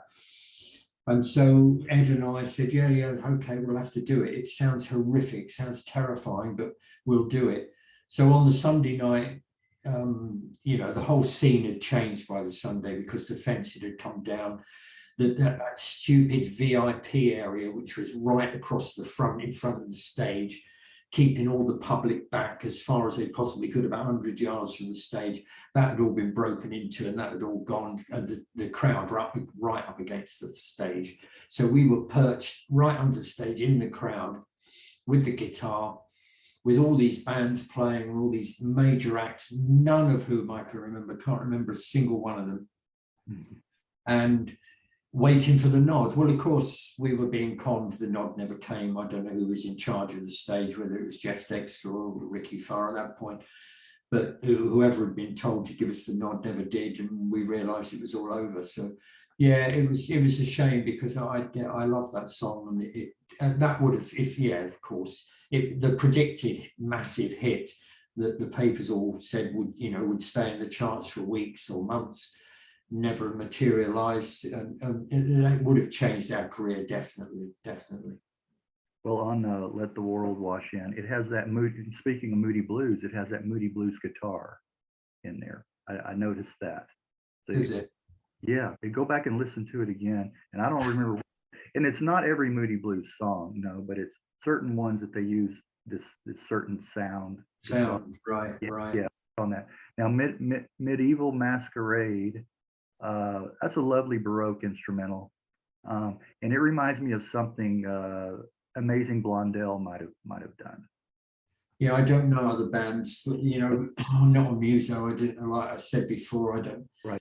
Well, we never had enough money to buy records anyway, so I never did. But I just had my little stock of Dylan and Leonard Cohen, Joe Collins, people like that. I don't know other bands. We never followed other bands. So I don't know, but Medieval Masquerade, I think Ed put together. We all sort of worked on it, I think, for the written purely for the B-side, for the single. That's all that was. Oh, that was. Well, jumping ahead to White Faced Lady, recorded in 70 and 71, but not released until 1991. Why was that? We like I've said before, we were always writing. We never stopped writing. And when we were on the Isle of Wight, in between the traumas that were going on, because we were there for over a week, I think, one day I remember particularly, we sat on a cliff edge with Dave, Ed and I think Steve and Dan were there, and we were talking about the new songs that we had. And I'd said to Ed before, some of these songs lyrically, I think we could link them up, I think we could make us put together a story out of this. Even if we haven't got enough songs now, we could come up with some more which would link them together and make a story. It'd be one of those, what do you call them, concept albums. And Ed said, oh yeah, that sounds good. Let's put it to Dave. And Dave was thrilled. He said, no, we've got to do that. That sounds great. How many songs have you got? And we said, well, we've got plenty of them. I think we've got some more coming along. And Dave said, blimey, I reckon it could be a double album. So we all got fired up, very much so. And I put the story together, and Dave went to Vertigo, to the guy that was running it at the time, a Dutchman called Olaf Wijper. And he said, look, we've got this concept album. It's going to be a double. I've heard some of the songs. It's going to be great. It's going to be massive. And Olaf said, that's perfect. That would be absolutely perfect for Vertigo. Just go away and make it, and then just tell me when you've finished, and we'll get on with it. It's perfect. So we went away and made the album, and went back to see Olaf Wijper at Vertigo, and he said, I can't do it. And Dave said, well, what do you mean you can't do it? We just finished it. You said you're going to do it. He said, I can't do it. He said, I'm leaving the label. These top knobs at record labels were always moving around. They were always leaving and going to other labels. And he said, I'm going to RCA. I just can't do it. I just can't do it. and no one here will do it because I'm going to RCA, so they don't want any of my projects. So Dave said, well, what are we supposed to do? We've finished the album. You love the idea. He said, I do love the idea. He said, if you look, I tell you what, let things quieten down. After I've been at RCA for a few months, come and see me there and we'll do it there. So we said, oh, thank God for that. Dave said, sit tight, guys. We'll do some gigs and then we'll go and see Olaf at RCA. It's be fine. Don't worry, don't worry. So, of course, poor Dave trekked back to RCA in a few months' time, went to see Olaf Wiper and said, right, we're ready. And Olaf said, I can't do it. Dave's tearing his hair out. You know, come on, you are joking.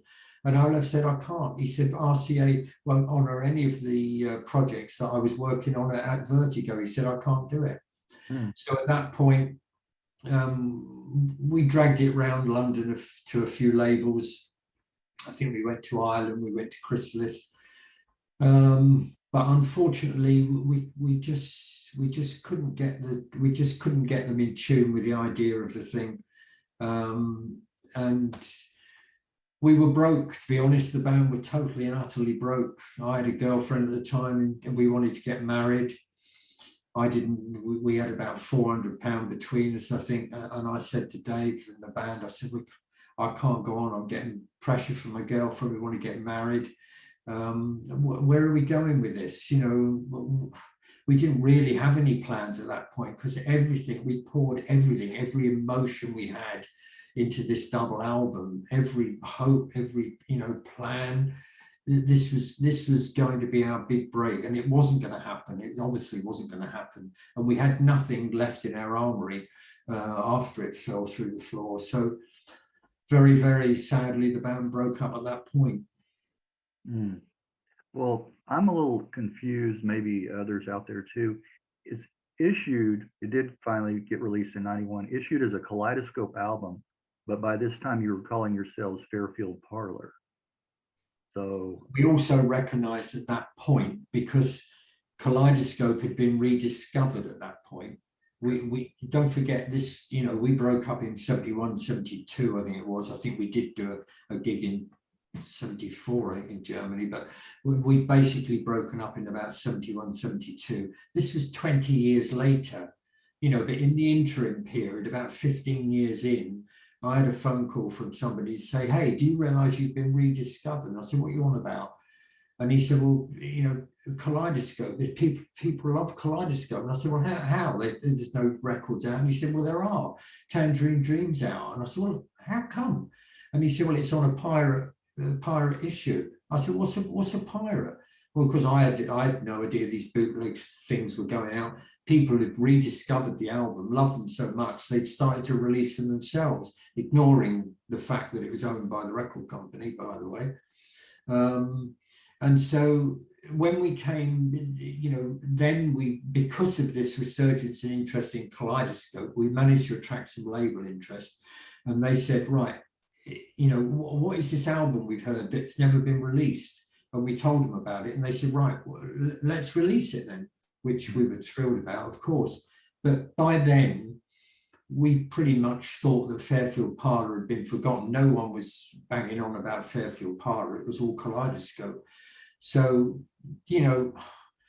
we were Kaleidoscope, let's face it. The four of us, our band, fairly uniquely, I can't remember any others, but we'd never changed our personnel lineup. It was always the four guys. Right. And we were Kaleidoscope. By any other name, we were Kaleidoscope. When we were Fairfield Parlor, there were still tracks on the Fairfield Parlor album that were Kaleidoscope tracks. I remember Sunnyside Circus was a Kaleidoscope song that we tried in the studio. It didn't work, and it rolled over into From Home to Home. But we were still Kaleidoscope. So we took the step of saying, yes, it was recorded as Fairfield Parlor. That's strictly true. But, because of the new resurgence in our name, we must put it out as Kaleidoscope. Okay, understood. A concept album. I think this is your most accomplished album as either Fairfield or Kaleidoscope. Talk briefly about the concept behind the album. Well, like I say, the lyrics suggested something familiar to me, and I suppose there was a lot of the Marilyn Monroe story, and it's a bit obvious now, and it's, you know, it is cliche. There's no doubt about it. I can't help that. I'm not apologizing for it. It's just a simple matter of fact. But yeah, the story of a young girl who's, you know, just as shy, living in London, overwhelmed by the London environment, but excruciatingly beautiful, you know, bumps into this guy in an antique shop, and he happens to be a film producer. The classic tale, you know, he thinks she's wonderful, he's falling in love with her in a little bit, but he doesn't tell her that. But he decides to give her a screen test. She makes some films and has an overnight success. You know, it does happen, but it happened to her. But as with a lot of people, she's not ready for fame. She's not suited to fame in any way whatsoever, but it overtakes her. And so she has a breakdown. They move her to France to recoup, to refocus. She bumps into a guy called John there. They have a love affair. She gets pregnant. She comes back to Britain. John has disappeared by this point. She has the baby and dies in obscurity. And that's the story in a nutshell, that is hopefully encompassed in the lyrics. It's not obvious from the lyrics, because I don't like being obvious in the songs, but there are elements of that in the songs. Some were written especially for the album to take in that story. But because of the vagueness, it had to have a written story with it. I wrote the book, ran it by Dave, and Dave very politely said, yeah, it's not bad, perhaps we could write, you know, sit down perhaps and knock it around a bit, you know, which he wanted to say, Pete, you know, come on, man, it's not as great as you think it is. So we sat down together, and he very patiently worked with me on knocking it into shape, which was frustrating for him and a sobering experience for me. And, you know, it had to be done because it was pretty bad. And he knocked it into some sort of shape, which was then reduced even further into sleeve notes for the double album, which was probably the best way of doing it, to be honest. Yeah. Well, speaking of a few of the songs on there, Broken Mirrors, Burning Bright, Free Fall, Long Way Down, The Locket, all top tracks, I think, on there. Now, dear Elvis Presley, I have to ask you, did the real Elvis ever hear this song? No, I shouldn't think so. He'd probably drag me into court if he did. No. This the thing with making albums, and this is why it's so wonderful that vinyl is coming back, which we touched on earlier. Yeah. When you have a vinyl album, you listen to it as the artist intended. You know, one of the pleasures of finishing an album or making an album is putting together the track listing. And I still love it today. I still take a lot of trouble over that, because you want people to listen to it from start to finish. Right. And with White-Faced Lady, it's essential that you listen to it from start to finish, which is why I hate digital. I can't stand digital. I hate streaming. I hate downloading. I know it has to be done. I know people do it. I know it's, you know, an essential part of music now. But from an album maker's point of view, it's depressing, because people listen to odd tracks here, there, and everywhere, mixed with everyone else. They might download one track, ignore everything else, ignore another one. Oh, there's another one, I'll have that one. And you're not getting the full experience as it was intended. But right. With White-Faced Lady, those tracks you were mentioned, they had to be in those positions, you know, simply because of the story. Even if the story wasn't there, the soundscape of that album would have been designed. You know, you've got highs and lows, you've got emotional highs, emotional lows, and you've got a run out at the end. You have to have the tracks in the right order to get that emotional element. You're right. And especially when you have songs that seg into another song. With CD, I mean, it just stops, you know, and that's not what you said the original meaning was, for the whole album to flow like that. So very, very good point. Now, Small Song, Heaven in the Back Row. That piano, when I heard that, I was like, oh, what song is that? It reminds me of Lean on Me, Bill Withers. Yeah, I can hear elements of that in there. Whoever wrote Lean on Me hopefully has never heard Small Song. Yeah, I heard that and I'm like, I know that, yeah. Oh dear, that'd be another court appearance, I think. You're in court. Well, you couldn't be in court with either one of them now, but back then, yeah. Although just to bring up a quick point, somebody did point out to me that, and we have missed this a bit, but a guy called David Williams reissued Border Rose in, was it 78 or something like that. And we needed a B-side, and I don't know whether we recorded it especially, but we had a song which we recorded, turned out great. Dave did a great production on it, Baby Stay for Tonight, which I love. It's a funny little song, but I love it. But somebody pointed out to me, I think it was one of the guys in the band in America, that James had a single out. You know the band James? James, right. Mm-hmm.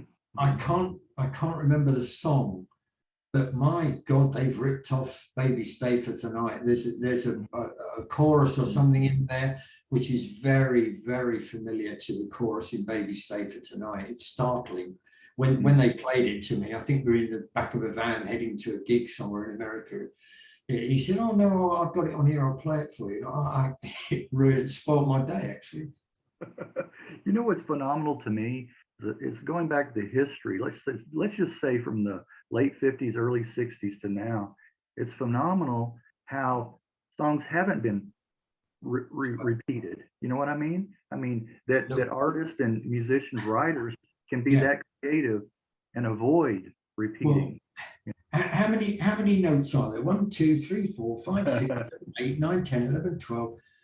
There's only 12 notes. Right. There's only 12 notes. And there's only, unless you start screwing with chords, there's only a finite number of chords as well. It's incredible that we can write a song and not tread on someone else's feet. Right. But, I suppose there are millions of permutations of those 12 notes and those chords and those keys. But I agree. It's absolutely, when I'm writing songs now, I'm hoping it's not like anything else. And to me, they sound original. But yeah, somebody could pop up and say, "Here, those 7 notes you played are the same 7 notes that so-and-so had a #1 hit with. He needs to be banging on your front door to." That'd be my 3rd appearance in court. Your 3rd appearance. Yeah. Well, here's a 4th one. Possibly. Well, it could go your way in this case. Right. Epitaph. Angel, that echoes very much Candle in the Wind's lyrics, and yours was written first, I believe. Oh, I can't help thinking Bernie Taupin borrowed some ideas from that song. I can't help thinking that. Well, I'd like to think that was true. Now, here's another anecdote for you. Okay, I lived as a young man in Rayners Lane, just down the corner from Harrow, but it was also just down the road, a mile from Pinner. Okay. And who was born in Pinner? Elton John. Yeah. Elton John lived in Pinner. He's only a year younger than me. He lived in Pinner at the same time I lived a mile away. Mm-hmm. And if you remember how he met Bernie Taupin, if I'm correct, he put an advert in somewhere saying, a musician needs to link up with a lyricist. Now, if only he popped down the road and asked me. I was only down the road. Anyway, sorry, I digress. No, there's an interesting story about, he used to work in a record store. Yeah.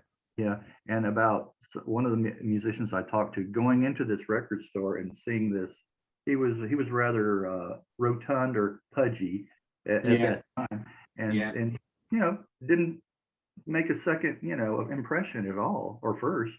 No. And then it ends up later on, years later, Yeah. And don't forget, he played on Just Another Day, the second Fairfield Parlor single. He played on that, along with the Moody Blues. Well, I haven't mentioned my favorite track on the White Lady album, and that is The Match Seller. That's a great song. A pretty little song, yeah. I think, the story of that, she bumped into a homeless guy in the story, and has this bizarre sort of surreal conversation with him. That song was possibly shoehorned into the album just because we had it in our repertoire, and I managed to fit it into the storyline. But I think that might be the case. But yeah, it's a pleasant little song, and it's still a song that I was playing on stage right up until 2017. Right. I would have thought it'd be a good, a crowd favorite. It was a great little song live. Yeah.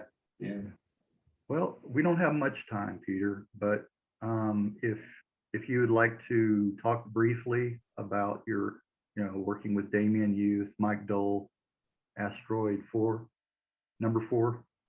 Yeah, well, this all came about when after Steve died. Steve tragically died in 1999, I think it was. And we all went to the funeral, and we got together afterwards, of course, and everyone said, well, we must write a song for Steve. We must write a song for Steve. But it didn't come to anything. Everyone was busy. Everyone was busy doing other things. Dave was still in radio. Ed was in radio by then. Dan had his record shop, and Steve was busy. And I was frustrated. I was very frustrated because if you're a creative person, you can't stop creating. It's just in your blood.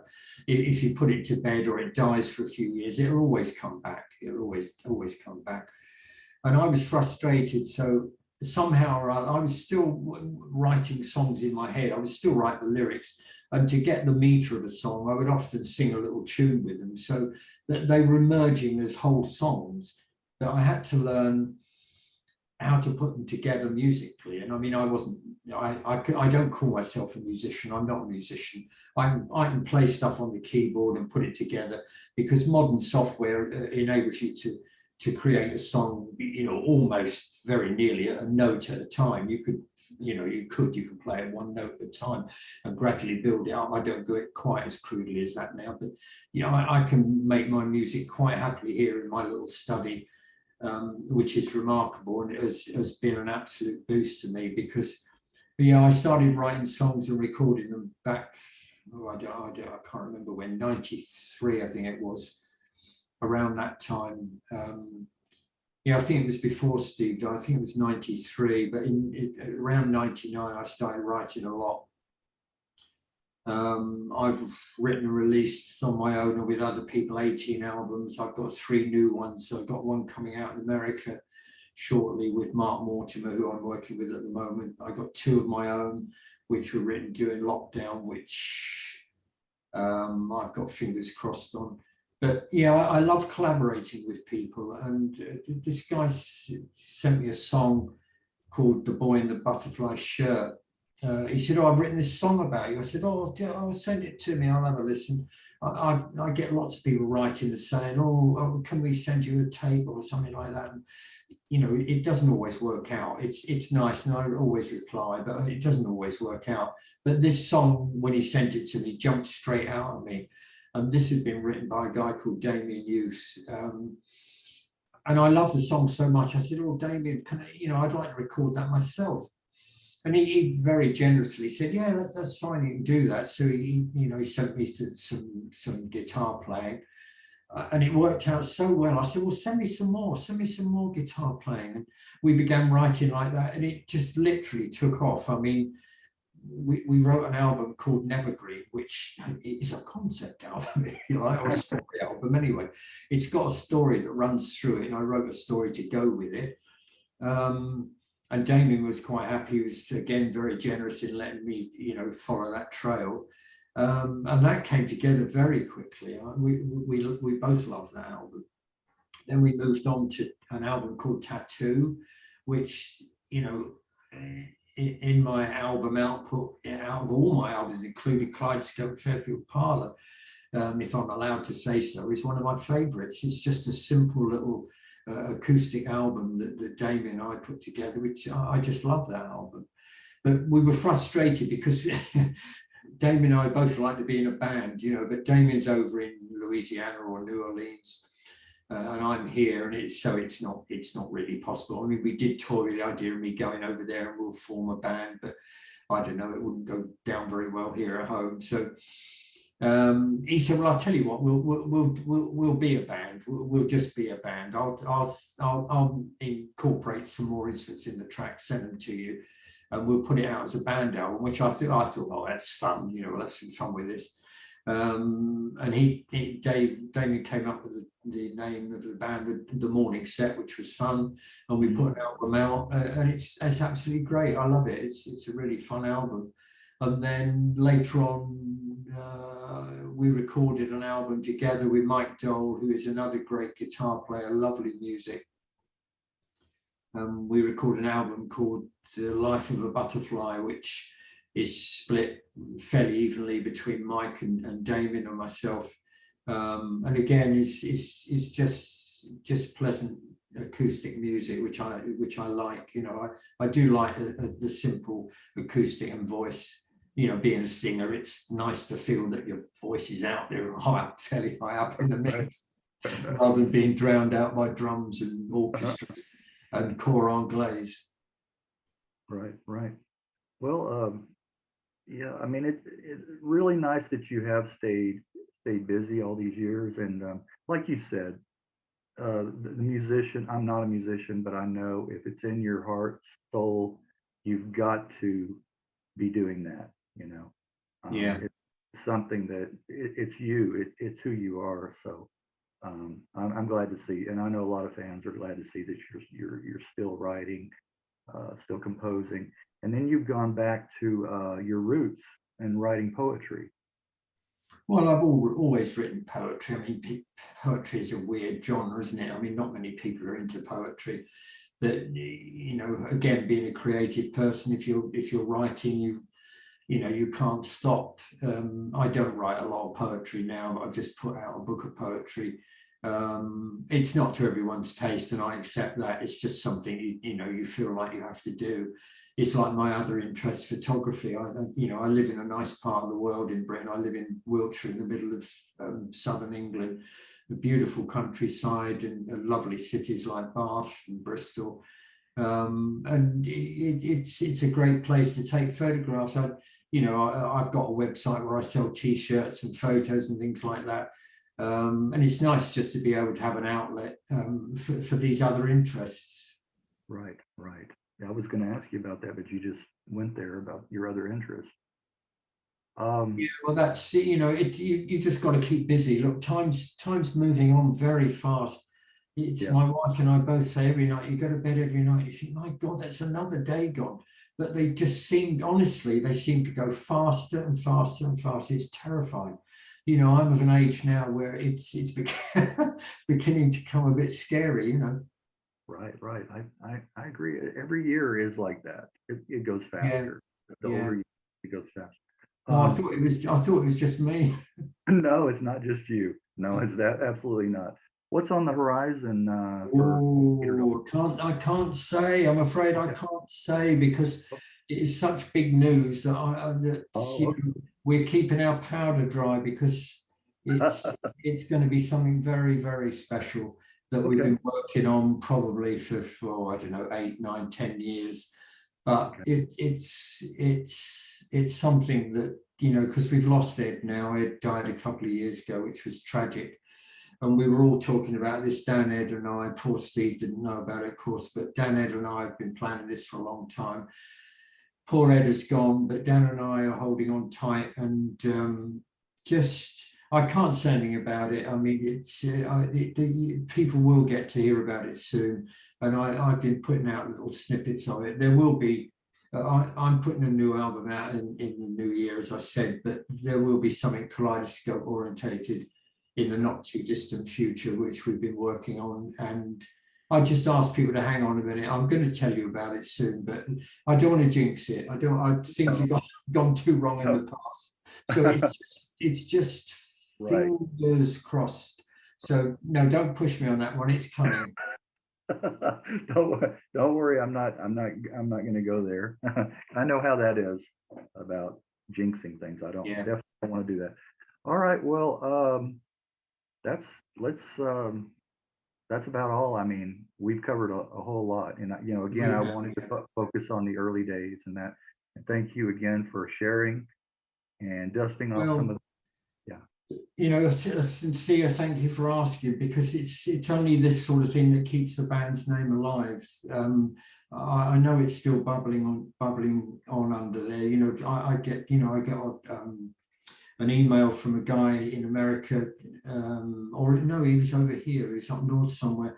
He's 27. He's literally just discovered the band. Never heard of them before. Loved the music. And it's just heartwarming. I get teenagers writing saying, how did you write this? How did you write? And it's just lovely to communicate people. If anyone writes, I always return the call or write back.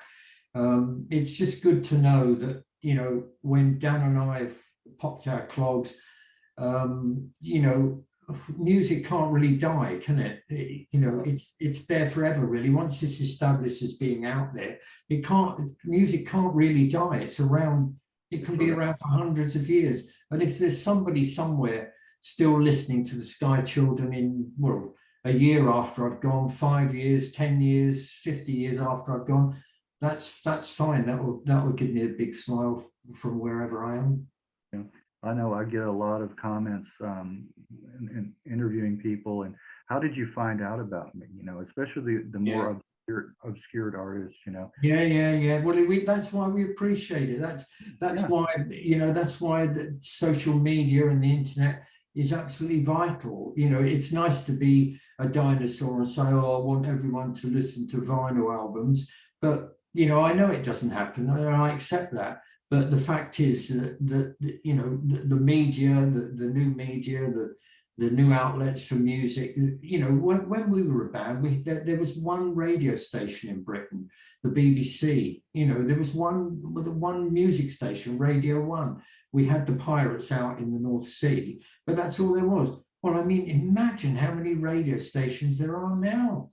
Right. So, we're very appreciative of the fact that people are still listening, and they're out there on social media and telling each other, which is how this stuff spreads, which is wonderful. Word of mouth, right? And good quality music will carry on through the ages. People are going to hear it no matter if it's 10, 20, 30 years later. They're going to, like you talked about, the younger people today. It's going to last. So well, thank you so much, Peter, for your time. Good. Thank you.